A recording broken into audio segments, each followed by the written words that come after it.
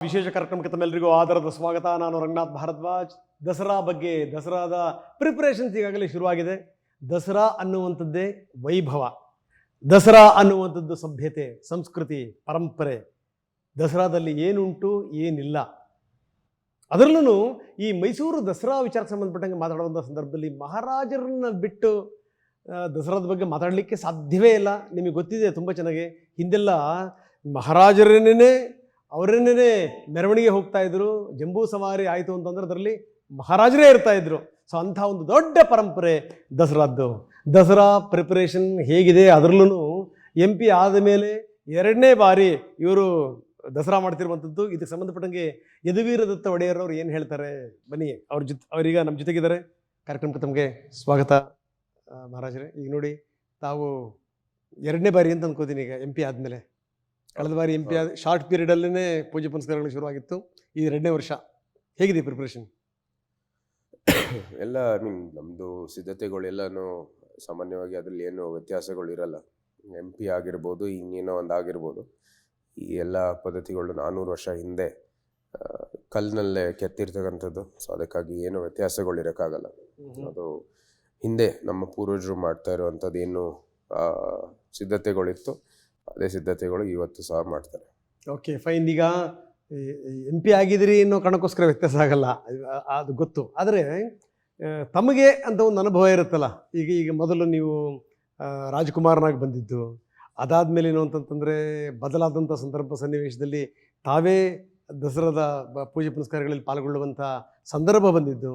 ಈಗ ಅದರಲ್ಲೂ ಈಗ ರಾಜಕೀಯಕ್ಕೆ ಬಂದಾದ ಮೇಲಿನ ಸಂದರ್ಭಗಳು, ಸನ್ನಿವೇಶಗಳು, ಅದ್ರ ಬಗ್ಗೆ ಏನಂತೀರಿ? ಹೌದು, ಮೊದಲೇ ನಾನು ಈ ವಂಶದ ಒಬ್ಬ ಸದಸ್ಯರಾಗಿ ದಸರಾ ಸಮಯಕ್ಕೆ ನಮ್ಮ ತಂದೆಯವರು ಮಾಡ್ತಾ ಇರೋ ಸಂದರ್ಭದಲ್ಲಿ ಬರ್ತಾ ಇದ್ವಿ. ಆಚರಣೆಯಲ್ಲೆಲ್ಲ ಭಾಗವಹಿಸುವಂಥದ್ದು ಅವಕಾಶ ಸಿಗ್ತಾ ಇತ್ತು. ಆದರೆ ಹೆಚ್ಚು ನಮ್ಮ ಗಮನ ಎಲ್ಲ ಆವಾಗ ಬಾಲ್ಯದಲ್ಲಿ ನಮ್ಮ ಆಟ ಮತ್ತು ನಮ್ಮ ಎಲ್ಲ ಸಹೋದರಿಯರು ಜೊತೆಗೆ ಇರ್ತಾಯಿದ್ರು, ಇಡೀ ಕುಟುಂಬ ಜೊತೆಗೆ ಇರ್ತಾಯಿತ್ತು.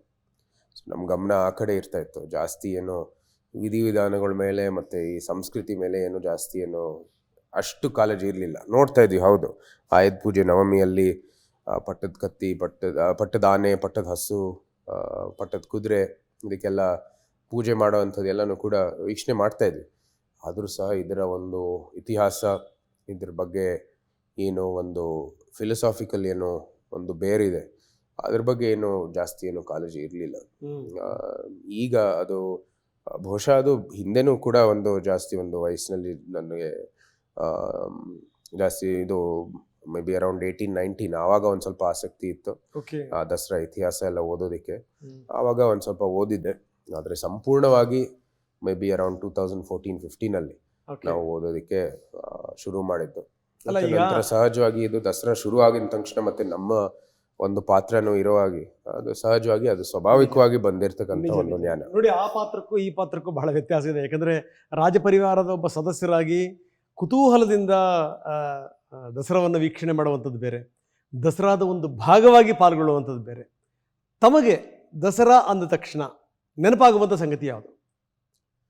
ಬಾಲ್ಯದಲ್ಲಿ ಅದು ನಮ್ಮ ತಂದೆಯವರು ಆಯುಧ ಪೂಜಾ ದಿನ ಮಾಡುವಂಥದ್ದು ಏನು ವಿಧಿಗಳಿತ್ತು ಅದೇನೇ ಸದಾ ನಾವು ನೆನಪು ಮಾಡ್ಕೊಳ್ಳೋದು. ಯಾಕಂದರೆ ಅದು ನಮ್ಮ ಈ ಹೈಸ್ಕೂಲ್ ಹೋಗೋ ಸಮಯದಲ್ಲಿ ಆವಾಗಲೇ ಎಲ್ಲ ಅನುಭವಗಳು ನಿಜಕ್ಕೂ ನಾವು ಸ್ಮರಣೆ ಮಾಡ್ಬೋದಂದರೆ ಆ ಕಾಲದನ್ನೇ. ಸೊ ಅದು ಆವಾಗ ಬ್ಯಾಂಡು ಇರ್ತಾಯಿತ್ತು, ಜೋರ ಅವರು ಅಲ್ಲಿ ಆಡ್ತಾಯಿದ್ರು ಬ್ಯಾಂಡು ಎಲ್ಲ. ಜೊತೆಗೆ ಇಲ್ಲಿ ಎಲ್ಲ ಸಾಂಸ್ಕೃತಿಕ ಮತ್ತು ಧಾರ್ಮಿಕ ಒಂದು ಆಚರಣೆ ನಡೀತಾ ಇತ್ತು, ಪೂಜಾ ಎಲ್ಲ ನಡೀತಾ ಇತ್ತು. ಆನೆದು, ಕುದುರೆದು, ಹಸುದು ಮತ್ತು ಎಲ್ಲ ರಾಜ ಲಾಂಛನೆಗಳದ್ದು ಕೂಡ ಪೂಜೆ ಆಗ್ತಾಯಿತ್ತು. ಸೊ ಅದು ಒಂದು ದೊಡ್ಡ ಒಂದು ರೀತಿ ಅದು ಖಾಸಗಿ ಇದ್ರೂ ಸಹ ಒಂದು ರೀತಿ ಅದು ಸಾರ್ವಜನಿಕ ಪ್ರದರ್ಶನ, ಒಂದು ದೊಡ್ಡ ಶೋ ಅದು. ಸೊ ಅದನ್ನು ಕೂಡ ನೋಡೋದೇ ಒಂದು ಸೌಭಾಗ್ಯ ಮತ್ತು ಇವಾಗ ಒಂದು ರೋಮಾಂಚನೂ ಕೂಡ. ಯಾಕಂದರೆ ಇವಾಗ ನಾವೇ ಮಾಡ್ತಾ ಇರೋ ಕಾರಣಕ್ಕಾಗಿ ನಾವು ಯಾವತ್ತೂ ಸಹ ಅದನ್ನ ನೋಡೋಕ್ಕಾಗಲ್ಲ, ನಾವೇ ಮಾಡ್ತಾ ಇರೋವಂಥದ್ದು. ಸೊ ಯಾವತ್ತೂ ಸಹ ನೋಡೋಕ್ಕಾಗಲ್ಲ ಇದು. ನಿಜ ನಿಜ ನಿಜ ಸರ್. ಕೆಲವೊಂದು ಸಂದರ್ಭಗಳಲ್ಲಿ ಅದೃಷ್ಟ ಅನ್ನುವಂಥದ್ದು ಹೆಂಗೆ ಒದಗಿ ಬಂದುಬಿಡುತ್ತೆ ಅನ್ನಲಿಕ್ಕೆ ಒಂದು ಬೆಸ್ಟ್ ಎಕ್ಸಾಂಪಲ್. ಯಾಕಂದರೆ ತಾವು ದಸರಾದಲ್ಲಿ ಇನ್ವಾಲ್ವ್ ಆಗ್ತಾ ಇದ್ದಿದ್ದು, ಅದರಲ್ಲಿ ಪಾಲ್ಗೊಳ್ತಿದ್ದು, ನೋಡ್ತಿದ್ದು, ಅದೆಲ್ಲವೂ ಕೂಡ ನೀವು ಹಂಚ್ಕೊಂಡ್ರಿ. ಹೇಗೆ ನಮ್ಮ ಪರಿವಾರ ಎಲ್ಲ ಬಂದು ನೋಡ್ತಾ ಇದ್ವಿ, ಅಕ್ಕ ತಂಗಿದ್ರುಗಳು, ಅಣ್ಣ ತಮ್ಮಂದಿರುಗಳು ಎಲ್ಲ ಬಂದು ಹೇಗೆ ನೋಡ್ತಾ ಇದ್ವಿ ಏನು ಇತ್ತ ಅಂತ. ಆದರೆ ಇದರ ಒಂದು ಭಾಗ ಆಗ್ತೀನಿ ಅಂತ ಎಂದಾದರೂ ಅಂದ್ಕೊಂಡಿದ್ದಿದೆಯಾ? ಈ ಈ ಈ ಪರಿವಾರದ ಒಳಗಡೆನೇ ಬರ್ತೀನಿ, ಇಂಥ ಒಂದು ದೊಡ್ಡ ಜವಾಬ್ದಾರಿ ಸಿಗುತ್ತೆ ಅಂತ ಅಂದ್ಕೊಂಡಿದ್ದಿದೆಯಾ? ಯಾವತ್ತೂ ಇಲ್ಲ, ಆ ಥರ ಏನೋ ಯಾವತ್ತೂ ಒಂದು ಆಲೋಚನೆಯೂ ಬಂದಿಲ್ಲ. ಮತ್ತು ಇದು ನಮ್ಮ ಒಂದು ನೇತೃತ್ವದಲ್ಲಿ ನಡೆಯುತ್ತೆ ಅಂತ ಯಾವತ್ತೂ ಸಹ ನಮಗೆ ಒಂದು ಆಲೋಚನೆ ಅಂತೂ ಬಂದೇ ಇರಲಿಲ್ಲ. ತಂದೆಯವರು ಮಾಡ್ತಾಯಿದ್ರು, ಅವರ ನೇತೃತ್ವದಲ್ಲಿ ನಡೀತಾ ಇತ್ತು ಅಷ್ಟೇ. ನಮ್ಮ ಅದರ ಬಗ್ಗೆ ಇನ್ನೇನು ಆಲೋಚನೆ ಇರಲಿಲ್ಲ. ಆದರೆ ಏನಿದೆ, ಸರ್ಕಮ್ಸ್ಟ್ಯಾನ್ಸ್ ಹೀಗಾಯಿತು. ನೋಡಿ, ಏನು ಬರೆದಿದೆಯೋ ಇಲ್ವೋ ಅದು ನಮ್ಮ ಕೈಯಲ್ಲಿಲ್ಲ. ಅದು ಆಗಿರ್ತಕ್ಕಂಥದ್ದು ನಮ್ಮ ಮುಂದೆ ಇರುವಂಥದ್ದು ಏನು ಕರ್ತವ್ಯ ಇದೆ ಅದನ್ನ ನಾವು ಪಾಲಿಸಬೇಕಾಗಿದೆ, ಅದನ್ನ ನಾವು ಅನುಸರಿಸಬೇಕಾಗಿದೆ. ಇವತ್ತು ಈ ಒಂದು ಆಚರಣೆಯೂ ಕೂಡ, ಈ ಒಂದು ಪಾರಂಪರೆಯೂ ಕೂಡ ಮುಂದುವರಿಯುವಂಥದ್ದು ಜವಾಬ್ದಾರಿ ಈಗ ನಮ್ಮ ತಾಯಲ್ಲಿದೆ. ಅವರು ಎಲ್ಲನೂ ಕೂಡ ಮಾಡ್ತಾ ಇದ್ದಾರೆ. ಅವರ ಒಂದು ಅಡಿಯಲ್ಲಿ ನಾವು ಕೂಡ ಮುಂದುವರಿತಾ ಇದ್ದೀವಿ. ನಮ್ಮ ಒಂದು ಇನ್ನು ಮುಂದುವರಿಯೋ ಸಮಯದಲ್ಲಿ ನಾವು ಕೂಡ ಮುಂದುವರಿತೀವಿ. ಮತ್ತು ನಮ್ಮ ಮುಂದೆ ಬರೋರಿಗೆ ಎಲ್ಲ ರೀತಿಯ ಅನುಕೂಲ ಮಾಡಿಕೊಟ್ಟು ಅವರು ಸಹ ನಮಗೆ ವಿಶ್ವಾಸ ಇದೆ, ಅವರು ಕೂಡ ಮುಂದುವರಿತಾರೆ. ಓಕೆ, ಈಗ ತಾವು ಹೇಳಿದ್ರಿ, ನಾನು ಕನಸು ಮನಸ್ಸಲ್ಲೂ ಕೂಡ ಅಂದ್ಕೊಂಡಿರಲಿಲ್ಲ ನಾವಿದ್ರ ಒಂದು ಭಾಗ ಆಗ್ಬಿಡ್ತೀವಿ ಅಂತ. ಆ ತರಹದ ಒಂದು ಪ್ರಸ್ತಾಪ ಬಂದಾಗ ನಿಮ್ಮ ಮನಸ್ಸಿಗೆ ಏನು ಅನ್ನಿಸ್ತು ಅಂತ? ಒಬ್ವಿಯಸ್ಲಿ ಇದು ತಮ್ಮನ್ನ ಪುತ್ರನನ್ನಾಗಿ ಸ್ವೀಕರಿಸಬೇಕು ಅನ್ನುವಂಥ ಪ್ರಸ್ತಾಪ ಬಂದಾಗ, ನಿರ್ಧಾರಕ್ಕೆ ಬಂದಾಗ ಏನು ಅನಿಸ್ತು? ಸಹಜವಾಗಿ ಇದು ಶಾಕ್ ಆಗೇ ಬರುತ್ತೆ. ಯಾಕಂದರೆ ಯಾವತ್ತೂ ನೀವು ಅಂದ್ಕೊಂಡಿರಲಿಲ್ಲ ಇಷ್ಟೊಂದು ದೊಡ್ಡ ಒಂದು ಪದವಿ. ಬಿಕಾಸ್ ಇವತ್ತು ಕೂಡ ಈ ರಾಜ್ಯದಲ್ಲಿ ಮೈಸೂರು ಸಂಸ್ಥಾನ ಇರ್ಬೋದು, ಮೈಸೂರು ರಾಜ್ಯ ಇರ್ಬೋದು, ಇವತ್ತು ಆ ಮೈಸೂರು ರಾಜ್ಯದ ಒಂದು ರಾಜವಂಶಸ್ಥರಿರ್ಬೋದು, ಅವ್ರಿಗೆ ಯಾವಾಗಲೂ ಕೂಡ ಒಂದು ದೊಡ್ಡ ಗೌರವ ಇದೆ. ಆದರೆ ಆ ಗೌರವ ಜೊತೆ ಕುತೂಹಲ ಇದೆ, ಒಂದು ನಿರೀಕ್ಷೆ ಇದೆ, ಮತ್ತು ಜೊತೆಗೆ ಕೂಡ ಆ ಜವಾಬ್ದಾರಿಯನ್ನು ಕೂಡ ನೀವು ಸರಿಯಾದ ರೀತಿಯಲ್ಲಿ ಮುಂದುವರಿತೀರಾ ಅಂತಲೂ ಕೂಡ ಒಂದು ನಿರೀಕ್ಷೆ ಇದೆ. ಸೊ ಅದು ಒಂದು ದೊಡ್ಡ ಪದವಿ, ಅಧಿಕೃತ ಪದವಿ ಇಲ್ಲದೇ ಇದ್ರೂ ಸಹ ಒಂದು ಸಾಮಾಜಿಕ ಪದವಿ ಇದೆ, ಒಂದು ಭಾವನಾತ್ಮಕವಾದಂಥ ಪದವಿ ಇದೆ.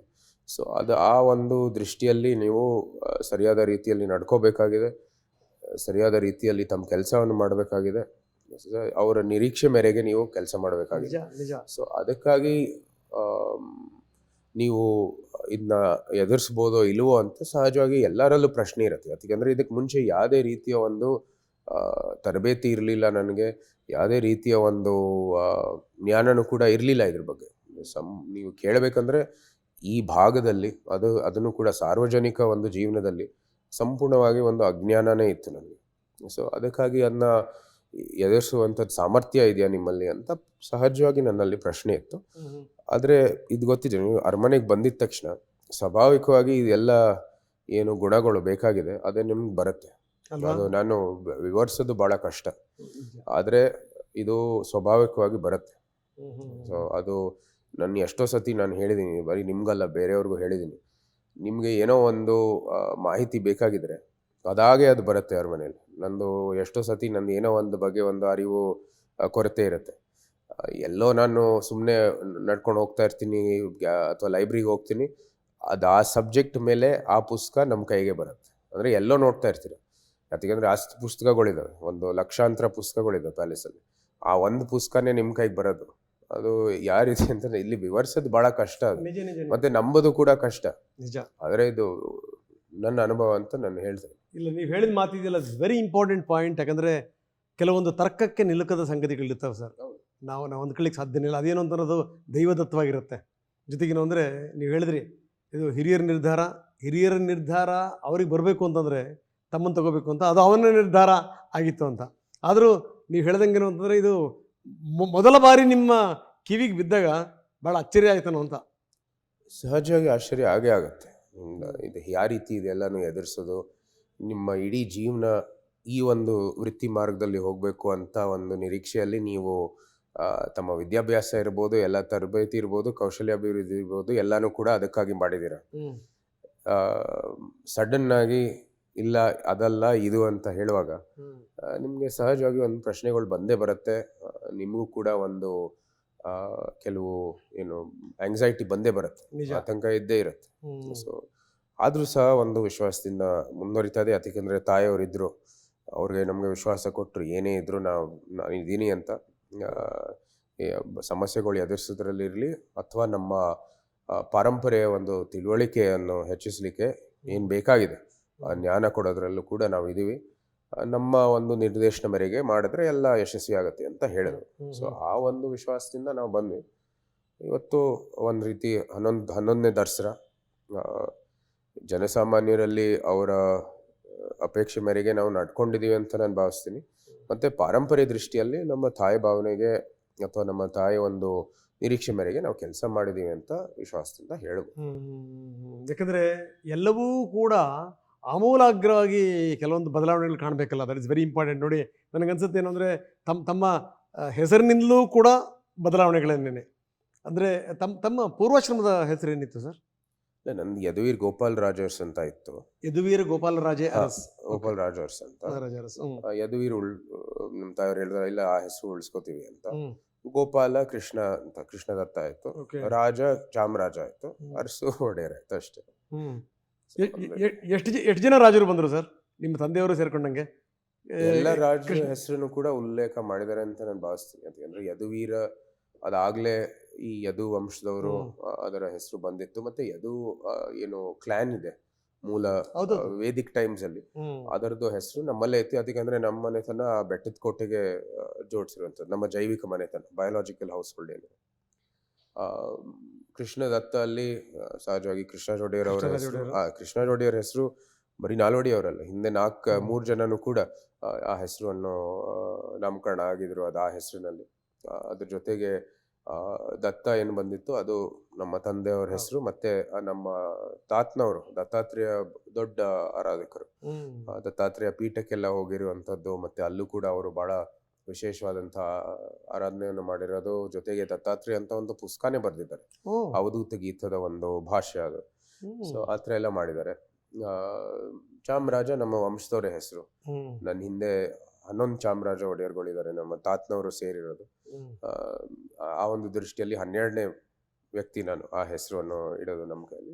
ಒಡೆಯರ್ ಹೆಸರು ನಮ್ಮ ಆಳ್ತಾ ಇರುವಂಥದ್ದು ಒಂದು ವಂಶ, ಒಡೆಯರ್ ವಂಶ ಅಂತ ಒಡೆಯರ್ ಹೆಸರು. ಸೊ ಎಲ್ಲ ಸೇರ್ಕೊಂಡೇ ಬಂದಿದೆ ಪೂರ್ತಿ ಸಂಪೂರ್ಣವಾಗಿ. ಅದೇ ನಮ್ಮ ತಾಯಿಯವರು ಬಹಳ ಯೋಚನೆ ಮಾಡಿರೋದು, ಅವರು ಸುಮ್ಮನೆ ಮಾಡಿಲ್ಲ. ಸೊ ಅದು ನಿಜಕ್ಕೂ ಅವ್ರನ್ನೇ ಕೇಳಬೇಕಾಗಿದೆ ಏನಕ್ಕೆ ಈ ತರ ಒಂದೊಂದು ಪದ ಅಂತ. ಬಟ್ ಅವರು ಬಹುಶಃ ಇದೇ ಉತ್ತರ ಕೊಡ್ತಾರೆ ಅವರು. ಆದ್ರೆ ಅವ್ರು ಬಹಳ ಯೋಚನೆ ಮಾಡಿದ್ದು. ಯದುವೀರ್ ಅವ್ರ ಹೆಸರು ಉಳಿಸೋದು ಬಹಳ ಮುಖ್ಯ. ಮೂಲ ಏನು ಗುರುತಿದೆ ಅದು ಯಾರು ಬದಲಾಯಿಸೋಕ್ಕಾಗಲ್ಲ. ನಿಜ ನಿಜ ನಿಜ. ಅದ್ರ ಜೊತೆಗೆ ತಮ್ಮ ಏನು ಅನುಭವ ಇರ್ಬೋದು, ತಮ್ಮ ಏನು ಜ್ಞಾನ ಬರುತ್ತೆ, ಅದ್ರ ಮೇರೆಗೆ ತಮ್ಮ ವ್ಯಕ್ತಿತ್ವವನ್ನು ರೂಪಿಸಬಹುದು ಯಾವುದೋ ಒಂದು ರೀತಿ. ಆದ್ರೆ ಮೂಲ ಗುರುತು. ಅಂದ್ರೆ ಈ ಬಾರಿ ನೀವು ಮಾಡ್ತಿರೋದು 11ನೇ ದಸರಾ. 11ನೇ ದಸರಾ. ಅದೇ ಕೆಲವರು ಇವತ್ತು ನಿನ್ನೆ ಮೊನ್ನೆ ಇನ್ನೊಬ್ರು ಪತ್ರಕರ್ತರು ನಮ್ಗೆ ಹೇಳಿದ್ರು ಅಷ್ಟೇ. ಅಲ್ಲ ನೋಡಿ, ನನಗೆ ಯಾಕೆ ಅನ್ನಿಸ್ತು ಅಂತಂದ್ರೆ ಈ 11 ಅನ್ನುವಂಥದ್ದು ಇದೆಯಲ್ಲ, ಬಹಳ ಬಹಳ ವಿಶೇಷ ಇದೆ. 1 and 1 ಅದಿದೆಯಲ್ಲ, ಅದು 2 ಅನ್ನುವಂಥ ಸಂದರ್ಭದಲ್ಲಿ ಅದೇನು ಅಂತಂದರೆ ಅದು ಚಂದ್ರನ ಸೂಚಕ ಅನ್ನುವಂಥದ್ದು, ಚಂದ್ರ ಮನೋಕಾರಕ ಅನ್ನುವಂಥದ್ದು, ಈ ಥರದ್ದೆಲ್ಲ ಇದೆ. ಆದರೆ ನೀವು ಹೇಳ್ತಿರುವಂಥ ಒಂದು ಮಾತು ನನಗೆ ಕನೆಕ್ಟ್ ಆಯಿತು. ಏನು ಅಂದರೆ ಇದು 11ನೇಯ ದಸರಾ ನೀವು ಮಾಡ್ತಿರುವಂಥದ್ದು. ಜೊತೆಗೆ ಈ ಚಾಮರಾಜ ಅನ್ನುವಂಥ ಹೆಸರು ಬಂದಂಥ ಸಂದರ್ಭದಲ್ಲಿ ನನ್ನ ಹಿಂದಿನ 11 ತಲೆಮಾರಿನವರು ಕೂಡ ಈ ಹೆಸರಿನಿಂದ ಬಂದರು ಅನ್ನುವಂಥ ಮಾತನ್ನು ಹೇಳಿದ್ರಲ್ಲ. ಸೊ ಆ ಲಿಂಕ್ ನೋಡಿ, ಎಲ್ಲದರಲ್ಲೂ ಒಂದು ಲಿಂಕ್ ಇರುತ್ತೆ. ಮತ್ತೆ ನ್ಯೂಮರಾಲಜಿಯಲ್ಲಿ ನೀವು ಹೋದ್ರೆ ಅದಕ್ಕೇನು ಅಂತ್ಯನೇ ಇಲ್ಲ. ನಾನು ಜಾಸ್ತಿ ಏನೋ ಅಲ್ಲಿ ನೋಡಿ ಇರ್ಬೋದು, ಅದರಲ್ಲಿ ಏನೋ ಒಂದು ಸತ್ಯಾಂಶಗಳು ಇರ್ಬೋದು ಅದರಲ್ಲಿ.